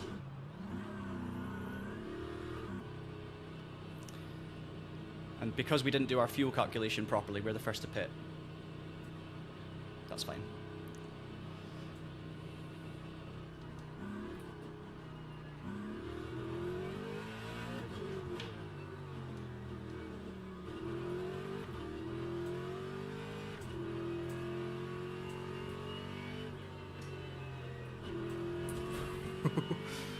Bit risky of the pit exit. Right, let's go. That was fine. Everything was safe about that whole situation. Everything was playing it safe, but with a 20-second gap back to P4, it just means that we consolidate, hopefully, a safe position 3, and then see what happens to the guys in front. Are they going to be racing for the win, or is Callum going to try and take a small amount of fuel? You know, hopefully they're prepared and they're fine, and I'm sure they will be, but we're safe.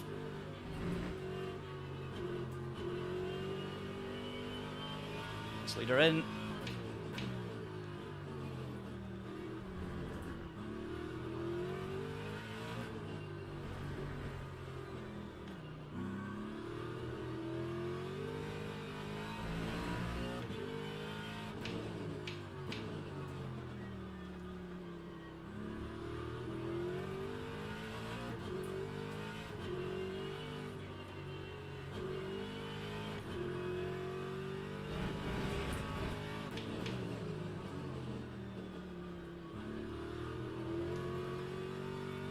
Okay, let's see what happens on exit here. Don't think we're going to have anyone extending another lap.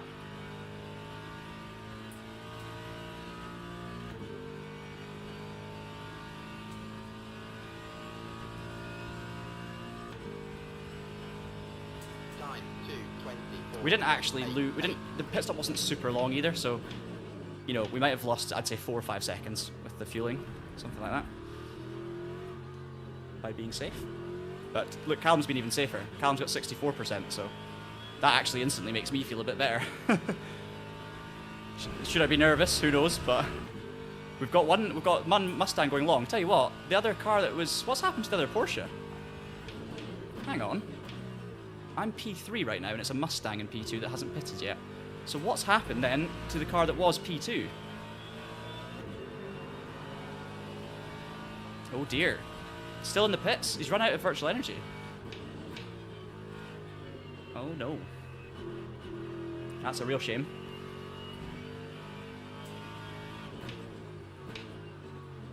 Maybe ran out of fuel. Don't know. Ford is now gone from the graphic as well, so I'm now P2. So it's just Callum up ahead and then me.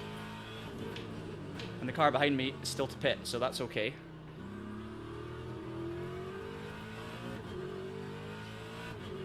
So at the moment, I think Callum is rated first in terms of driver ranking in this lobby, and I'm rated second, and we're sitting exactly where we should be expected to finish based on our rankings. So if we can hang on to this, Callum's going to win. I'm going to be second. I've got 22 seconds back to Philippe in the Porsche. So, and I've got actually amongst the lowest amount of fuel, which is mildly concerning. Do I just save a lap of fuel just to be safe? Based on nothing but being a sheep and being scared of what everyone else is doing. 44.87. So glad now I didn't take some out. Based on what everyone else is doing.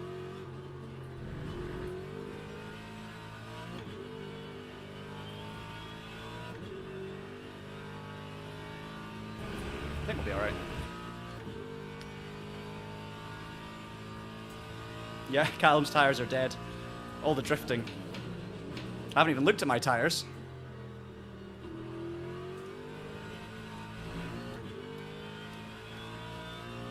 Mine are actually, well, 75 front right. It's not too bad. I haven't seen that car. Don't, yeah, it was a bit close.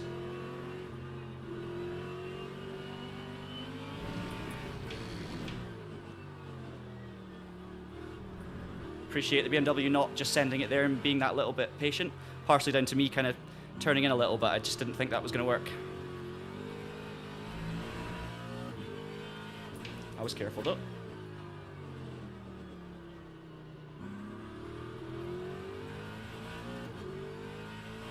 My tyres are shot too, Callum, but I don't know if they're as shot as yours, because I would not describe them as dead. They're just a bit used.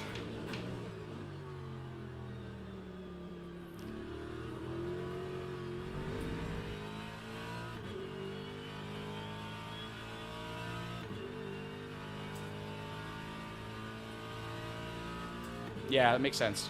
100%.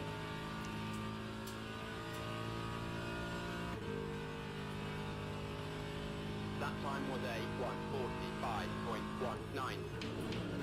A bit late in the brakes for me there. And I know exactly why. I was looking at my fuel gauge as I was hitting the brakes, and I shouldn't have been. 8/10's gone.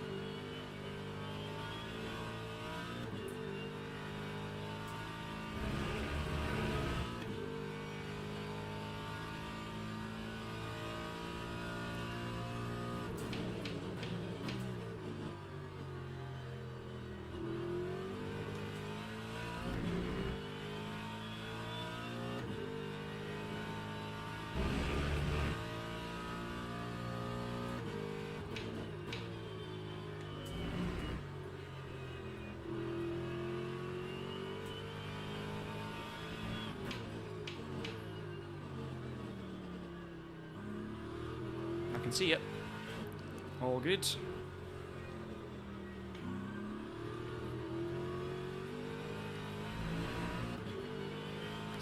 Yeah, you need to overtake me.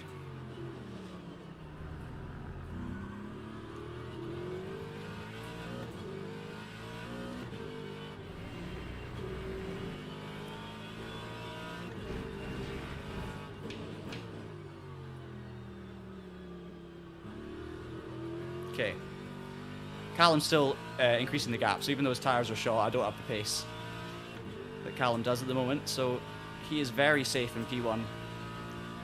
I've got 7 laps of fuel left just before I cross the line, so if I can save another like 0.1 of a lap, it'll just give me that extra assurance. So a tiny bit of lift and coast. I've got the lap time, I've got the gap to do that, just to make sure if there are any discrepancies in the numbers or if I've accidentally miscalculated, then that extra 0.2 will get us over the line. But I highly suspect I'll be fine either way. I think I'll have it just right.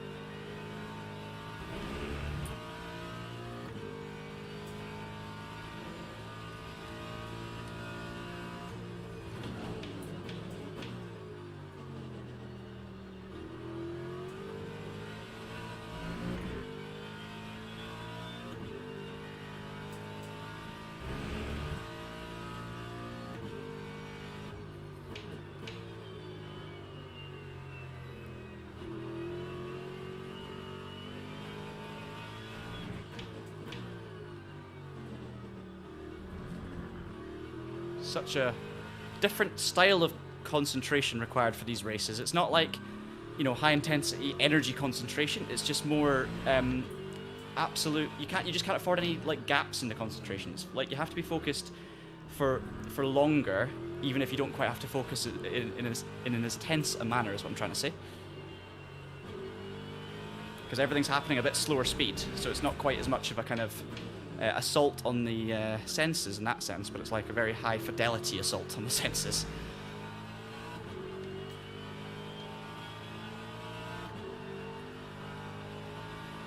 Porsche lets me go, thank you very much. 7 minutes to go, guys. We've almost saved that 0.1 or 2 of a lap that will give me the 6 laps of fuel, but again, I don't think we'll need all the laps. 45.85.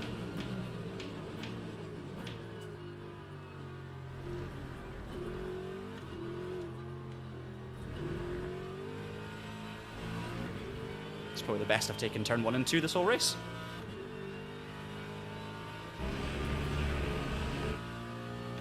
This is probably going to be the final race today, Adam. I think I've been going for 3 hours now. Obviously, unfortunately, it's not the stream that I had in mind in terms of what I was going to be racing. So I was going to do like one big 100-minute race and then maybe a couple of little sprints or a little sprint at the end, but because we had that problem and then I waited 25 minutes for this race and then had a game crash, it meant that the first hour of the stream there wasn't a single race. So I think it'll just have to be these 2 for now because I've been going for more than 3 hours. But we'll be sure to be back with more next week, if all things go to plan. Really appreciate you guys joining me for this one. It's been a lot of fun despite all the chaos between the races and also during, especially the last one. This one's been very chill, actually. But as always, really appreciate the support you guys give me on these streams and my kind of voyage through the world of Le Mans Ultimate in online form. Wet weather analysis is pretty positive. I've heard mixed feelings about it, generally speaking. Some people not, loving how maybe realistic it is or it isn't. and other people have been pretty positive, and I've just got no issues with this at all. I'm not saying it's the most realistic in terms of the water grip levels at different points, and the painted lines in the curbs are maybe not as slippy as they should be. The wet lines aren't as grippy as maybe they should be. It feels like a kind of simplified weather system, relatively speaking, to what real life is, but real life's weather system must be the most complicated thing in all of racing. Like, how could anyone possibly, get that 100%? I think other games have maybe gotten a little closer to pure realism on that front, but if I'm jumping in an online wet race, this feels like a proper wet race. Sliding around, lacking grip, trying to get out the corners properly, watching out for standing water, watching out for lockups, all of the usual things that you have to think about as a driver in the wet, I'm having to do here. So, yeah, overall it's like, solid, like 8 out of 10, let's put it that way. For me, Callum, oh, okay, I see how it is. Did it take you 17 seconds to write that? Yeah, let's have some fun. Don't know how you type and drive. It's hard enough chatting and driving. Have you got like speech to text on, or have you got like your own pit crew sitting there? You've employed someone to drive for you. Now let's go at it.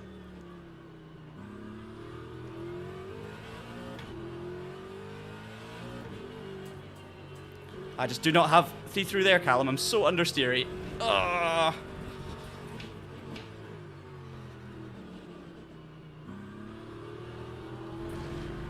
That didn't take long. Right, come on. Head down now. I'm going to try this properly.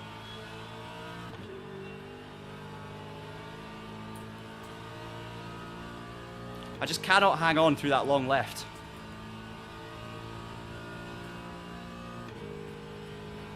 Got an Ellen. We've got a hypercar coming up behind us, just to warn you. 0-9. They're not going for it though.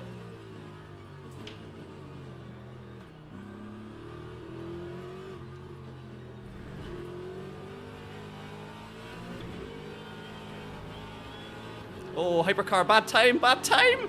Oh, that was close. I was properly carrying the speed, and I could not hold the car any further to the inside, and the hypercar popped up on the outside of me. Gee, that was fun. We'll put the traction control down further now, shall we?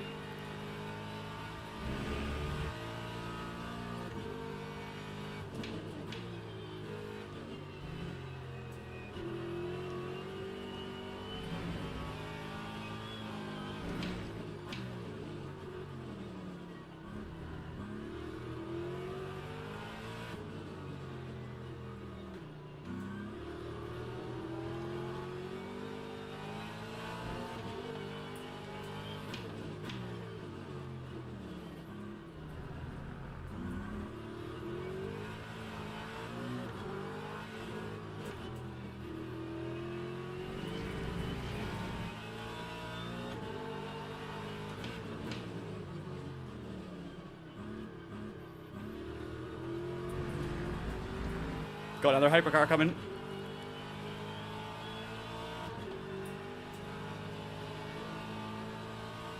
One more as well. P3 coming up behind us.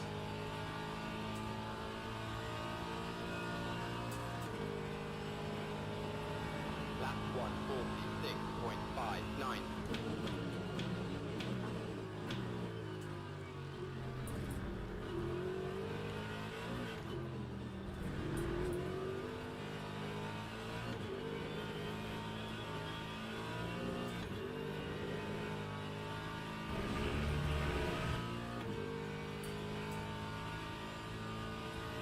This is where I run out of energy.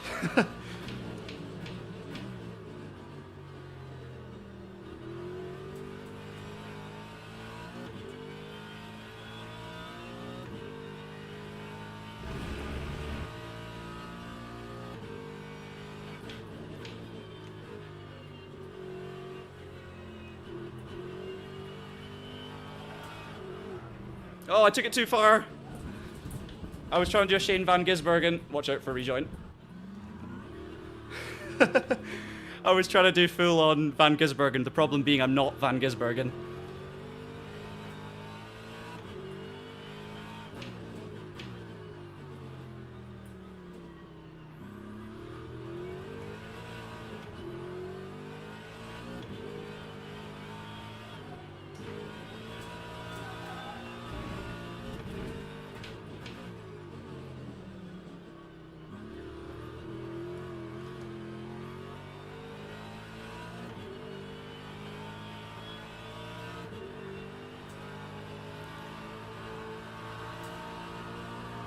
Porsche sounds good from the side.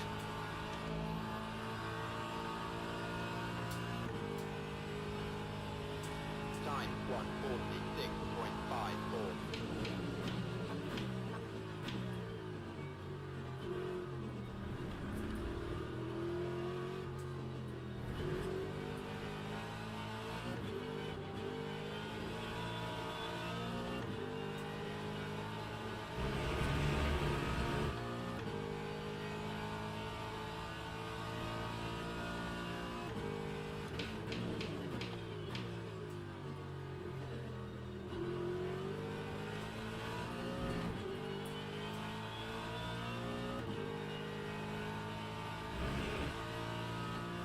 Got the energy, not worried about fuel anymore.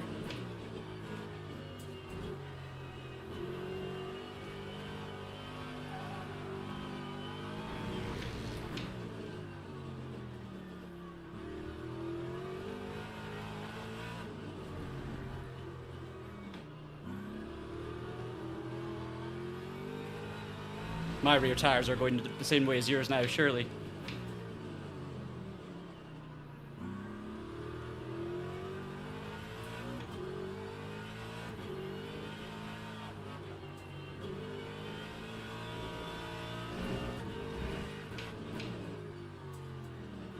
Excellent stuff. Thanks for that, Callum. Giving us a bit of fun for the last few laps. It's going to be good though. P2. Nowhere near the pace of the Porsches out in front, but P2 and top split first wet race, GT3s, with all the caveats as usual. I think that's as good as it possibly could have gone. And well done to Callum for a brilliant win. I didn't have to give you the position back there at the end because you absolutely had me anyway.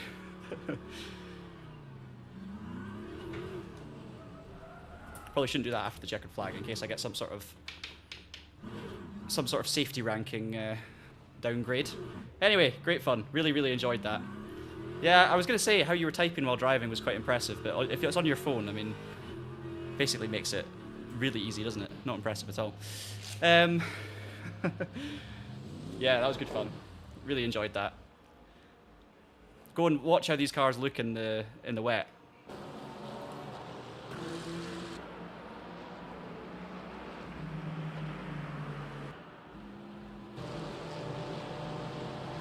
Let's have a wee look. Thanks, guys. Hope you enjoyed that.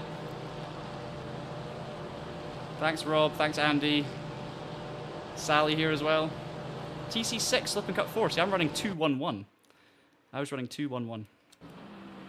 Yeah, but when I was practicing, maybe I didn't really try it in the Mustang, to be fair, but in the Aston Martin, I found it was better with it really low.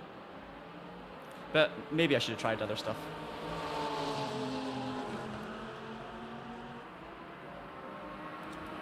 Let's have a little look at this. Yeah, maybe try high slip, low main TC. The thing is, there's so many different things you can try.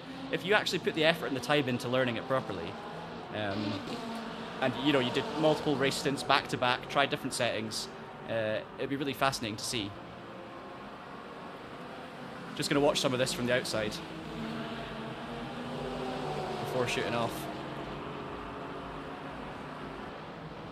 Just really enjoyable in the wet, being able to just use the throttle to turn the car. Like it's just a really fun way of driving a car. I don't think you could do it in the hypercars. Probably not the LMP2s either. LMP2 would be great.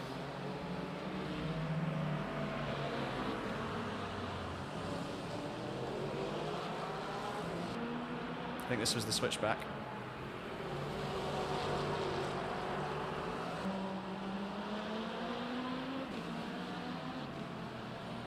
Esports line on the grass into the last corner.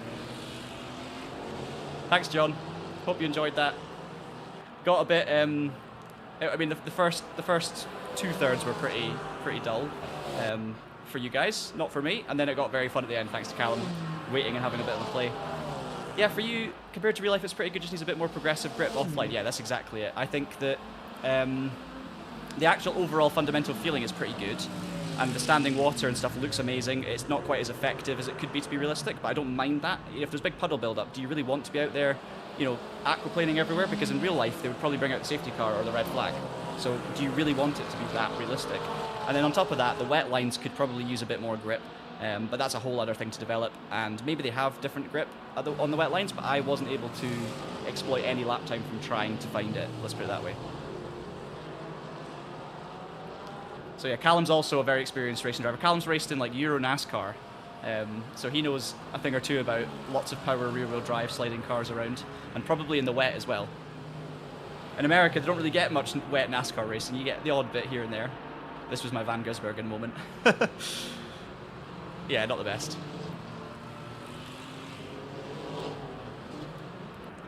This is when you take showing off a bit too far, as always happens whenever I slide the car around on streams. Bit of power. Get it going, get it going, get it going, and it's gone.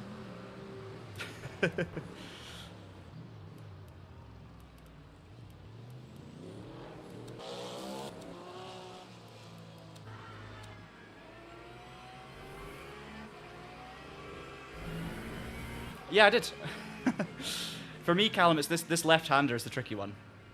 Down the hill. I just could not, for the life of me, get the car to turn in. So there you can see I was using the throttle and getting the rear round to turn the car. That was fine. That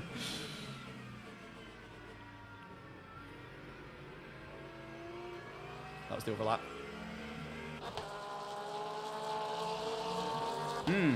Yeah, I need to try the Porsche actually. I mean, the two of you in the front were and it's probably because you're just, obviously I know how fast you are anyway, right? But both of you were in the Porsche. So I'd be intrigued to see how I got on the Porsche and if I was any quicker. Might note down some of your wet traction control settings as well. I think that was it from this point, wasn't it? That was the move done.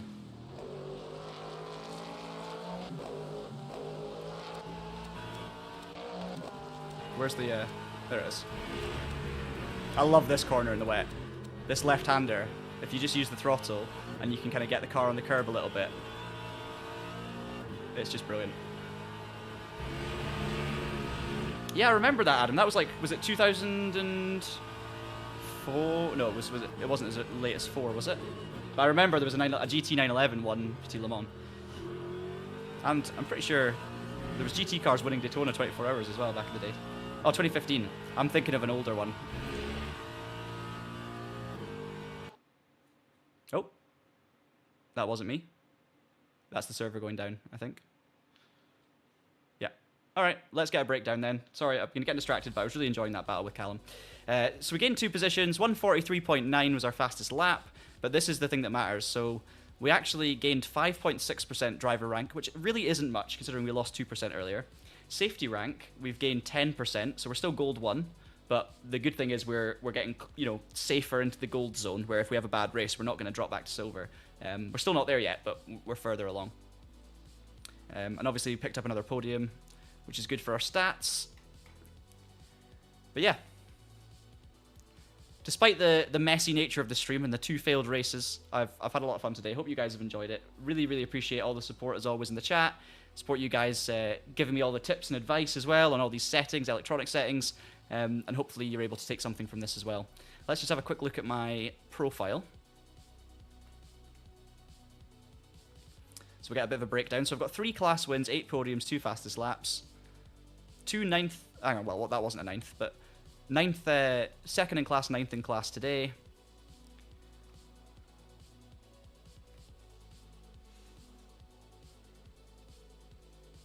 Oh, hang on. Oh, so we did actually, for that race where we kept getting disconnected and we kept having black screens, I unfortunately did lose, I think I lost rating for that. In fact, there's no, in the race results, there's no GT3 cars there at all. So, yeah, okay, NA, no change. Did I actually, wow, okay, yeah. So that race where the game crashed, even though there was nothing I could have done, it looked like none of the GT cars were able to compete. I actually lost 11.5% of my driver rank because I finished in minus 1st place. Interesting. So yeah, that's really unfortunate. If your game keeps crashing after you've signed up for a race, you can obviously lose. I mean, that happens anyway, right? If your game crashes midway through a race, you're going to lose rankings. That makes complete sense. It stops people from rage quitting and getting away with it. So I understand fully how this happens, but it's kind of frustrating because those 2 races I did afterwards, I didn't nearly get back 11.5% in my driver rank. So, one unfortunate, game crash actually cost me more ranking than I could build up over the next 2 or 3 races. So that's definitely something that we have to, be aware of. And it's not great, but I understand that unless there's some sort of system that can tell the difference between a game crash before qualifying or someone not even doing a single lap, and obviously, someone quitting or retiring from the race is very different. The only problem is people could jump in a race, see that it's really competitive, and see that they're slow, and then quit before the race. So it's never perfect. It's never perfect. Would I be able to show my wheel calibration and wheel rotation settings? Yeah, of course. On Le Mans Ultimate? I can do that.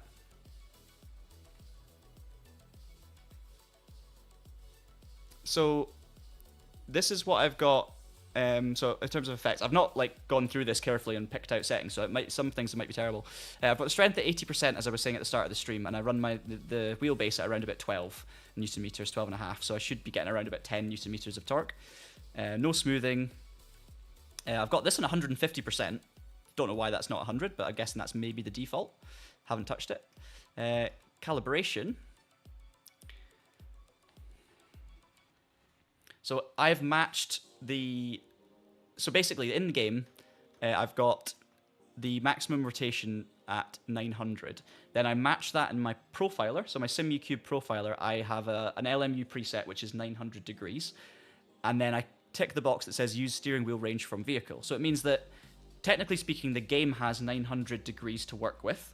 My wheel matches that. So whatever I turn in reality, matches what happens in the game. So it's a 1-to-1 ratio, which is what you want. You want the game to match the wheel software. And then when I turn this setting on, it means that the game essentially chooses a range for me depending on what car I'm driving. So although I can technically turn this 900 degrees, if I race like an LMP2 that has, say, 450 degrees of rotation, it will max out at 450. So it essentially just means that I've given the game a license to take control of the rotation and just get it right for each and every car. I don't know if that's anything to do with what you were asking, Chad, but hopefully that helps a little bit. You can also use steering wheel maximum rotation from driver. I don't even know what that does. Use manufacturer software to determine the maximum wheel rotation. Oh, not driver as in racing driver. Driver as in my my SimUcube stuff. So actually, if I just turn that setting on, this one cancels out and it takes the 900 degrees from SimUcube anyway. I'd rather do it manually just to be safe. But basically, if you turn that setting on, whatever your degrees of rotation in the profiler should match with the game, and it should go 1-to-1 ratio. Hopefully that makes a bit of sense. I've got head physics on, which I don't need, but it looks fine to me. Don't have any complaints. What else have I got? I've not even looked at half of these settings, to be honest, since I started playing the game. There you go. Oh, perfect. No worries, Chad. Right, I think that's probably going to be it. Thank you once again. Really, really enjoyed it. I'll let you know via the Traxion social media, and also if you follow me on X at John Monroe Racing, I'll try and keep you updated as to when the next stream is going to be. Hopefully we'll have a stream next week, but depends on what else is going on. There's plenty going on at the moment, but if nothing really, really important comes up, that means I just don't have the time to stream, I will do another LMU stream. What I'll do in that stream depends on the time of day, the day itself, the events that are available, and obviously if we have a situation like we did today where the weekly event has nobody in it, I can't really test a weekly event. I might need to do it one evening that I have free. So we'll keep an eye out. But yeah, we'll keep you in the loop. And obviously, as I'm going through the series, I'm taking notes about LMU, and the plan is to make a bit of a video at the end of all of this, just summarizing my experience of playing LMU properly for like a couple of months, and helping people decide, basically, who don't play the game, whether or not it's worth it in its current state, and what are the good things, what are the bad things, and just analyzing all of that. You guys watching the stream will obviously have been hearing my opinions as they're happening, so you'll have a very good idea of how the game is, whether you play it yourselves or not. But regardless of that, I hope you all have a great end to your week. Have a fun weekend wherever you are. Hopefully the sun is coming out and the days are getting longer and the year is just getting started. The real racing season also starts very soon, so I'm excited to get back behind the wheel. and I'll obviously keep you guys in the loop. Subscribe to the Traxion channel so that you don't miss any of our future streams, and also so that you don't miss any of our videos. We do generally see that it's different for streams, I'm sure, but for videos, it's around about 30% of people watching the video are subscribed and 70% aren't, which is completely fine. But it's easy to do, it's free, and obviously subscribing means you will see what videos we have coming up, and it helps us make more videos for you guys in future. So if you're not subscribed and you're enjoying the streams, obviously you don't have to, but if you can take a second to subscribe and you don't mind that video appearing in your inbox, whether you click on it or not, it would be hugely appreciated.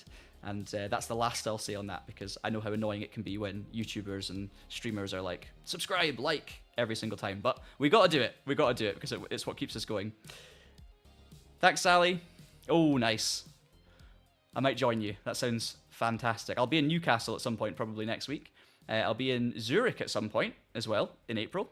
And my sister's getting married in April in sunny Scotland. So I'll be taking a bit of a holiday later in the month as well, which will be very nice.